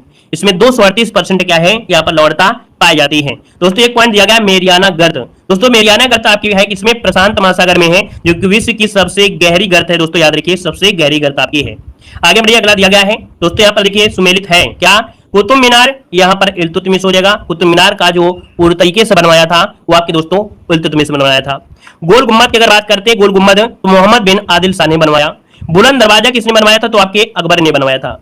मोती मस्जिद जो आपकी दिल्ली में है, दोस्तों दिल्ली में है तो आपकी औरंगजेब हो जाएगा, लेकिन मोती मस्जिद जो कि आपके आगरा में है, आगरा में क्या हो जाएगा आपका, शाहजहां हो जाएगा। ठीक है, वहीं पर दोस्तों दीन पनाह पुस्तकालय जो आपका दीन पनाह पुस्तकालय है ये आपके हुमायूं ने बनवाया था और इसी सीढ़ियों से गिरकर इसकी मृत्यु भी हुई थी। अगला देखो आपका दिया गया है क्या, कुछ आपके रोग है जैसे कोढ़, निमोनिया, तपेदिक या क्षय रोग, प्लेग और टाइफाइड, डिप्थीरिया, सिफिलिस, काली खांसी तथा टिटनेस ये जीवाणु द्वारा होते हैं। दोस्तों याद रखिएगा कोढ़ है, निमोनिया है, तपेदिक है, क्षय रोग है, प्लेग, टाइफाइड, डिप्थीरिया, सिफिलिस, काली खांसी, टिटनेस है, ये जीवाणु द्वारा होते हैं। वहीं पर जो आपका एथलीट फुट होता है किससे होता है, कवक होता है ना। एथलीट फुट जो होता है किससे होता है, कवक से होता है, इसको नोट करिएगा। अगला पॉइंट आपसे कह रहा है कि जो टाइफाइड होता है दोस्तों याद रखिएगा, अभी बताया जीवाणु जनित रोग होता है। घाव द्वारा टिटनेस रोग हो जाता है आपके, अगर बॉडी में कोई प्रकार की कील वगैरह जंग रहित लग जाती है ना, जंग लगी हुई, तो भैया आपके बॉडी में टिटनेस होने के चांस हो जाते हैं। और टिटनेस रोग को क्या बोलते हैं, धनुष टंकार रोग भी कहा जाता है। टिटनेस रोग को धनुष टंकार भी कहा जाता है। इसमें बॉडी आपकी अकड़ जाती है पीछे की तरफ से, ठीक है, बुखार भी आने लगता है। अगला दिया गया है थैलीसीमिया, ये क्या है, तो देखिए यहाँ पर याद रखिए जो थैलीसीमिया है ये एक आनुवंशिक रोग होता है। इसमें क्या होता है, जिसके द्वारा रक्त प्रवाहित होता है, इसके रोगी के शरीर में हीमोग्लोबिन के संश्लेषण की क्षमता नहीं होती है ना। तो दोस्तों अगला पॉइंट दिया गया है मधुमेह रोग इंसुलिन की कमी कारण होता है, जो कि बहुत बार पूछा भी गया है कि जो मधुमेह रोग होता है वो किसकी कमी से, तो आपके इंसुलिन की कमी के कारण होता है। आगे बढ़िए, क्वेश्चन दिया गया है कि अनुच्छेद 352 ये क्या है, अनुच्छेद 352 दोस्तों अनुच्छेद 352 राष्ट्रीय आपातकाल होता है। ये पॉइंट याद रखिए, राष्ट्रीय आपातकाल 352 है। वहीं पर राष्ट्रपति जो शासन होता है वो अनुच्छेद 356 के तहत होता है। और अगर पूछे वित्तीय आपातकाल तो आपका 360 में क्या होता है, वित्तीय आपातकाल हो जाता है। ठीक है, आगे बढ़िए, क्वेश्चन दिया गया है कि राष्ट्रीय आपातकाल की घोषणा को संसद के प्रत्येक सदन के समक्ष रखा जाता है। याद रखिए राष्ट्रीय जो आपातकाल है इसकी घोषणा को संसद के प्रत्येक सदन के लिए में समक्ष में रखा जाता है। 1 महीने के अंदर अनुमोदन न मिलने पर प्रवर्तन नहीं रहता है, किंतु एक बार अनुमोदन मिलने पर यह 6 माह के लिए प्रवर्तन में बना रहता है। मतलब दोस्तों देखा जाए 1 महीने के अंदर अनुमोदन मिलना चाहिए। ठीक है, और याद रखिए एक बार अगर अनुमोदन मिल जाता है तो भैया ये राष्ट्रीय आपातकाल 6 महीने के लिए आपका होता है। और इसके बाद यहाँ पर फिर भी अगर कंट्रोल में नहीं होता तो फिर 6 महीने बढ़ा सकते हैं। मतलब 6 करके ये क्या हो सकता है, 3 साल तक आपका हो सकता है, लेकिन 6 महीने के बाद फिर से आपको पारित कराना पड़ेगा। अगला दिया गया है अंध महाद्वीप। दोस्तों यहाँ पर एक नाम है महाद्वीप का, नाम है अंध महाद्वीप। अंध महाद्वीप उपनाम से दोस्तों किसे जानते हैं, अफ्रीका महाद्वीप को जाना जाता है दोस्तों, याद रखिएगा। ठीक है, यहाँ पर दोस्तों जगह है सारगैसो सागर। ये सारगैसो सागर ये घास का मैदान है दोस्तों, याद रखिएगा। सागर में ये एक मैदान नहीं है, ये पानी के ऊपर ही काफी ज्यादा घास आपका फैली हुई है। तो दोस्तों ये सारगैसो सागर ये उत्तरी अटलांटिक महासागर में है दोस्तों, याद रखिए। एक सागर तट विहीन आपका सागर है, याद रखिएगा। अगला है मोजाम्बिक धारा कैसी है, देखिए मोजाम्बिक जलधारा। दोस्तों मोजाम्बिक जलधारा ये हिंद महासागर की कैसी है, आपकी गर्म धारा है, याद रख लीजिएगा। मोजाम्बिक जलधारा ये हिंद महासागर की कैसी है, तो आपकी गर्म जलधारा है दोस्तों, याद रखिएगा। इसको कैसे पढ़ना है, याद रखिए, इसको डाउनलोड कर लीजिएगा या आप ऐसे कर लीजिएगा, इसको कार में लगा दीजिएगा, है ना, और इसके बाद सुनते रहिएगा, सुनते रहिएगा, सुनते रहिएगा, मजा आ जाएगा आपको सुनने में। 2-3 बार पढ़ेंगे तो आपकी जबान में हर चीज रट जाएगी। ठीक है, ऐसा वीडियो आपका ये है। देखो दिया गया है ठंडी जलधाराओं में कैलिफोर्निया धारा, ये पश्चिमी ऑस्ट्रेलिया धारा, पछुआ पवन प्रवाह आदि को शामिल किया जाता है। ठंडी जलधारा में कैलिफोर्निया की धारा, पश्चिमी ऑस्ट्रेलिया धारा, पछुआ पवन प्रवाह आदि को शामिल करते हैं। अभी आपको मिला था। यहाँ पर देखिए लवणता वाला आपका शब्द हो चुका था। क्वेश्चन नंबर आपका आ गए हैं अगले पॉइंट में। शिवाजी का जो जन्म हुआ था ये कहां पर हुआ था, शिवनेर के दुर्ग में हुआ था, है ना। कब हुआ था, तो आपके 1627 में इनका जन्म हुआ था। इनके पिताजी का नाम था शाहजी भोसले, ठीक है, और माता का नाम था क्या, जीजाबाई था। इनके गुरु का नाम था समर्थ रामदास दोस्तों, क्या था, रामदास था। अगर पूछे शिवाजी का जो राज्याभिषेक हुआ था ये कब हुआ था, तो 1674 में हुआ था। कहां पर, रायगढ़ में हुआ था। वहीं पर दोस्तों याद रखिए शिवाजी की राजधानी क्या थी, तो दोस्तों याद रखिए शिवाजी की राजधानी रायगढ़ थी। क्या थी, रायगढ़ थी। आगे बढ़िए, अगला पॉइंट दिया गया है कि जो शिवाजी थे दोस्तों, शिवाजी के मंत्रिपरिषद में अष्टप्रधान, ये अष्टप्रधान नाम ये दोस्तों क्या है, शिवाजी के मंत्रिपरिषद का था, अर्थात मराठा प्रशासन का ये कार्यरीति थी दोस्तों। यहाँ पर याद रखिएगा मराठा साम्राज्य में 2 प्रकार के कर भी थे, एक तो चौथ कर था, एक सर देशमुखी था। ये मराठा प्रशासन में लगने वाले प्रमुख कर आपके कर थे दोस्तों। ठीक है, अगला दिया गया है मयूर सिंहासन। दोस्तों याद रखिए मयूर सिंहासन पर बैठने वाला अंतिम मुगल सम्राट कौन था, दोस्तों मयूर सिंहासन पर बैठने वाला अंतिम मुगल सम्राट का नाम था मोहम्मद शाह, जिसे हम लोग रंगीला के नाम से भी पढ़े होंगे, याद रखिएगा रंगीला के नाम से भी जाना जाता है। जो मयूर सिंहासन पर बैठने वाला अंतिम मुगल सम्राट था। और अगला पॉइंट आपसे दिया गया है कि मुगल सम्राट बहादुर शाह प्रथम को, दोस्तों मुगल सम्राट बहादुर शाह प्रथम को शाहे बेखबर के नाम से भी जानते हैं, शाहे बेखबर के नाम से भी जाना जाता है। अगले पॉइंट में आइए, अगला पॉइंट दिया गया है कि जहांदार शाह को दोस्तों याद रखिए लंपट मूर्ख कहा जाता है। क्या, जहांदार शाह को लंपट मूर्ख कहा जाता था, याद रखिएगा। अगला है फर्रुखसियर को क्या बोलते थे, फर्रुखसियर को घृणित कायर कहा जाता था। क्या बोलते थे, घृणित कायर कहा जाता था। अगला है अंतिम मुगल सम्राट कौन था, तो अंतिम मुगल सम्राट दोस्तों याद रखिएगा ये था आपका बहादुर शाह सेकंड, जिसे जफर सेकंड के नाम से भी जाना गया है। आगे बढ़िए, क्वेश्चन दिया गया है कि बालाजी बाजीराव के समय से मराठा शासक नचीजा हो गया और पेशवा वास्तविक शासन बन गया था। मतलब जब बाजीराव के समय आया तो मराठा शासक क्या था, ज्यादा कोई खास में नहीं था। इसका जो पेशवा था वो वास्तविक शासन आपका हो गया था।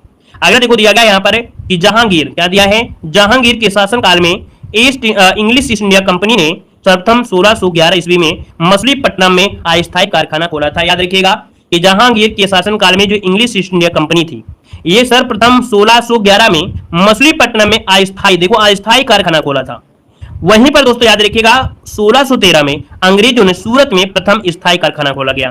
तभी क्वेश्चन होता है कि भारत में पुर्तगालियों के द्वारा ईस्ट इंडिया कंपनी के द्वारा पहली फैक्ट्री कहां पर, तो आपकी सूरत में। तो ये जो आपकी थी वो आपकी स्थायी थी, ये आपकी बन चुकी थी, कौन, 1613 वाली। ठीक है, अगला पॉइंट दिया गया है कि भारत छोड़ो आंदोलन कब हुआ था, दोस्तों भारत छोड़ो आंदोलन 9 अगस्त 1942 को प्रारंभ हुआ था। ये आंदोलन कहां से शुरुआत हुआ था, आपके बंबई से आपकी शुरुआत हुई थी। और इस समय भारत का जो वायसराय था दोस्तों कौन था, लॉर्ड लिनलिथगो। याद रखिए इस समय भारत का जो वायसराय था वो लॉर्ड लिनलिथगो था। अगला पॉइंट आपको दिया है करो या मरो का जो नारा दिया है वो किसने दिया था। देखिए करो या मरो का जो नारा दिया वो किसने दिया था, याद रखिए आपके महात्मा गांधी ने। किसने दिया था, महात्मा गांधी ने दिया था। अगला दिया है कि महात्मा गांधी के जीवनीकार, दोस्तों याद रखिए जीवनीकार लुईस फिशर, ये कौन से आंदोलन में गांधी जी के साथ थे, तो दोस्तों याद रखिए लुईस फिशर ये भारत छोड़ो आंदोलन से संबंधित हैं, जो कि महात्मा गांधी के जीवनीकार थे। अगला देखो दिया है कि भारत छोड़ो आंदोलन प्रस्ताव पारित होने के बाद महात्मा गांधी को आगा खां पैलेस पुणे में रखा गया था। क्वेश्चन पूछा गया है, कई बार मॉडल पेपर में पढ़ाया भी है कि जब भारत छोड़ो आंदोलन प्रस्ताव हुआ इसमें से क्या हुआ, गांधी जी को गिरफ्तार किया गया और गिरफ्तार करने के बाद इनको कौन से यहाँ पर रखा गया था, तो आपके पुणे में एक जगह पड़ती है आगा खां पैलेस, उसमें रखा गया था। तो ये पॉइंट क्लियर हुआ। आगे बढ़िए, अगला पॉइंट आपसे कह रहा है कि भारत छोड़ो आंदोलन के दौरान इंग्लैंड के प्रधानमंत्री उस समय कौन थे। दोस्तों जब भारत छोड़ो आंदोलन चल रहा था 1942 में, उस समय इंग्लैंड के प्रधानमंत्री कौन थे, तो आपके चर्चिल थे। कौन है, यहाँ पर चर्चिल थे। आगे बढ़िए, पॉइंट आपसे दिया गया है कि नेताजी सुभाष चंद्र बोस का जो जन्म हुआ ये कब हुआ था, तो याद रखिएगा यहाँ पर 23 जनवरी 1897 को, 23 जनवरी 1897 को याद रखिए नेताजी सुभाष चंद्र बोस का जन्म हुआ था। और ये हुआ कहां पर था? तो उड़ीसा के कटक में। कहां पर है? उड़ीसा के कटक में हुआ था। नेताजी की उपाधि इन्हें दिया किसने था? तो नेताजी को उपाधि दिया था हिटलर ने। किसने दिया था? हिटलर ने दिया था। बहुत ही गजब के क्वेश्चन आपके हैं दोस्तों, जितना आप लोग पढ़ लेना कितना बेटर है। आप मॉडल पेपर पढ़ते हैं, लेकिन आप देख सकते हैं कि इस वीडियो को अगर आपने मन से पढ़ लिया है ना, वास्तविकता मन से पढ़ लिया, तो इससे बाहर कुछ नहीं जाएगा। ठीक है, रामबाण वीडियो आपका है। देखिए सुभाष चंद्र बोस के राजनीतिक गुरु कौन थे? सुभाष चंद्र बोस के राजनीतिक गुरु कौन थे? तो आपके याद रखिए सी आर दास। क्या हो जाएंगे? सी आर दास हो जाएंगे। अगला दिया गया है रविन्द्रनाथ टैगोर ने सुभाष चंद्र बोस को क्या कहा था? देश नायक कहा था। दोस्तों याद रखिए देश नायक किसने कहा था? तो रविन्द्रनाथ टैगोर ने सुभाष चंद्र बोस को देश नायक कहा था। अगला देखो आपसे दिया गया है कि तुम मुझे खून दो मैं तुम्हें आजादी दूंगा, है ना। और जय हिंद का जो नारा दिया वो किसने दिया? तो आपके सुभाष चंद्र बोस ने ही दिया था। अगला देखो दिया गया है कि महात्मा गांधी को सर्वप्रथम राष्ट्रपिता जो कहा था वो आपके बोस ने ही कहा था। कैबिनेट मिशन के बारे में यहाँ पर देखिए, कैबिनेट मिशन 24 मार्च 1946 को भारत आया था और इस मिशन के जो अध्यक्ष थे वो आपके पैथिक लॉरेंस थे। इनके साथ दो और अन्य सदस्य थे, आपका स्टेफर्ड क्रिप्स और एवी अलेक्जेंडर। याद रखिए जो कैबिनेट मिशन आया था 1946 में 3 लोग थे। अध्यक्ष जो थे वो आपके लॉर्ड पैथिक लॉरेंस थे, जो अन्य थे स्टेफर्ड क्रिप्स और आपका एवी अलेक्जेंडर थे। अगला क्वेश्चन यहाँ पर देखो दिया है, जो इंद्र पर विजय प्राप्त कर चुका है उसे क्या कहते हैं? जो इंद्र पर विजय प्राप्त कर चुका है उसे कहते हैं इंद्रजीत। वहीं पर जो उच्च कुल में पैदा व्यक्ति होता है उसे कहते हैं कुलीन, और जिसका कोई आकार ना हो उसे कहते हैं निराकार होता है। यहाँ पर देखिए कुछ रचनाएं दी गई हैं। मधुमालती ये रचना है आपके मंझन की है। रास पंचाध्याय किसकी है? तो नंददास की हो जाएगी। वहीं पर भक्ति प्रलाप जो आपके दोस्तों चतुर्भुज दास की है। और प्रेम वाटिका दोस्तों किसकी है? तो आपके रसकान की है, प्रेम वाटिका हो जाएगा। और आगे आइए अगला पॉइंट देखो दिया है जो कि हर बार पूछा जाता है यहाँ से क्वेश्चन, कि एलोरा की गुफाएं जो आपकी हैं वो महाराष्ट्र में है ना। किसने बनवाया था? राष्ट्रकूट शासकों के द्वारा निर्मित करवाई गई थी। और ये जो गुफाएं हैं महाराष्ट्र के औरंगाबाद में आपकी हैं, याद रखिएगा। ठीक है, किसने बनवाया? तो आपके राष्ट्रकूट शासकों ने बनवाया था। अगला पॉइंट दिया गया है कि जो अजंता की गुफाएं हैं वो भी कहां पर है? आपके महाराष्ट्र के औरंगाबाद में ही है। और ये गुफाएं दूसरी शताब्दी ईस्वी पूर्व से देखा जाए तो 6ठी शताब्दी की मध्य आपकी निर्मित की गई थी। दोस्तों यहाँ पर देखिए एलिफेंटा की गुफाएं, एलिफेंटा की गुफाएं भी क्या है? महाराष्ट्र में ही है, याद रखिएगा। ठीक है, आगे आइए अगला पॉइंट दिया गया है कि जो 2.5 दिन का झोपड़ा है वो कहां पर है? 2.5 दिन का जो झोपड़ा है वो आपके अजमेर में है। ठीक है ना, जो कि आपके राजस्थान में है। और इसे बनवाया किसने था? तो आपके गुलाम वंश के जो शासक था कुतुबुद्दीन ऐबक ने यहाँ पर 2.5 दिन के झोपड़े का निर्माण करवाया था। अगला दोस्तों जगह है जंतर मंतर। दोस्तों जंतर मंतर कहां पर है? आपके जयपुर में है। अजमेर शरीफ की जो आपकी दरगाह है वो आपकी कहां पर है? अजमेर में ही है। अगला है दिया है इत्माद-उद-दौला का मकबरा आगरा में स्थित है। दोस्तों ये क्वेश्चन कई बार आपने पढ़ा है, पिछली बार भी आपका क्वेश्चन यहाँ से बना था। इत्माद-उद-दौला का जो मकबरा है वो कहां पर है? तो आपके दोस्तों याद रखिए आगरा में है। बनवाया किसने था? तो आपके नूरजहां ने बनवाया था। दोस्तों इत्माद-उद-दौला का जो मकबरा है ये पहला ऐसा मकबरा है जो कि आपके रंगीन कांच के टुकड़ों से अर्थात पेट्रा ड्यूरा शैली से आपका बनाया गया, ये आपका मकबरा था। अगला दिया गया है कि आगरा का जो किला है और आराम बाग, ताजमहल, ये सब कहां पर है? तो आपके आगरा में ही है। अकबर का जो मकबरा है वो कहां पर है? तो आपके अकबर का मकबरा आपके सिकंदरा में है। कहां पर है? सिकंदरा में है। अगला है बड़ा इमामबाड़ा, छोटा इमामबाड़ा कहां पर है? तो दोस्तों बड़ा इमामबाड़ा, छोटा इमामबाड़ा आपके लखनऊ में है। ठीक है, अगला है द्वारकाधीश मंदिर और सती बुर्ज मथुरा में है। देखिए द्वारकाधीश मंदिर और सती बुर्ज ये मथुरा में आपका है। अगला देखो दिया गया है कि कुतुब मीनार, है ना, जामा मस्जिद, लाल किला, हुमायूं का मकबरा, मोती मस्जिद, इंडिया गेट, ये आपके कहां पर है? आपकी दिल्ली में है। दोस्तों यहाँ पर देखिए एक द्वारकाधीश जो मंदिर आपकी गुजरात में भी है। ठीक है, गुजरात में भी आपका है, ये ऑप्शन के अनुसार है, वैसे आपको यहाँ पर होना चाहिए कि द्वारकाधीश मंदिर कहां पर? गुजरात में। ठीक है, सती बुर्ज कहां पर है? तो आपकी मथुरा में है। इस पॉइंट को याद रखिए, द्वारकाधीश आप गुजरात मानेगा। यहाँ पर दिया है कि साबरमती आश्रम जो आपका है और झूलता मीनार, है ना, साबरमती आश्रम कहां पर है? तो आप कहेंगे अहमदाबाद में है। यहाँ पर झूलता मीनार दिया है अहमदाबाद गुजरात में है। निशात बाग कहां पर है? तो आपके यहाँ पर देखिए जम्मू कश्मीर। देखो ये जो झूलता मीनार है भैया ये अहमदाबाद में है कि नहीं है? बताइए कहां पर है? ये जो शब्द लिखा है क्या सही है क्या गलत है? यहाँ पर बताइए क्या सही है क्या? भाई साबरमती आश्रम तो आपका अहमदाबाद गुजरात में है, लेकिन ये बताइए कि झूलता हुआ मीनार कहां पर है? झूलता हुआ मीनार जो आपका है कहां पर है? जल्दी से बताइए। अहमदाबाद में, अहमदाबाद में। ठीक है, झूलती हुई मीनार आपके अहमदाबाद में, अहमदाबाद में। ठीक है, झूलती हुई मीनार आपके यहाँ पर कहां पर है? आपके अहमदाबाद में हो जाएगा। अच्छा हैदराबाद में क्या भाई?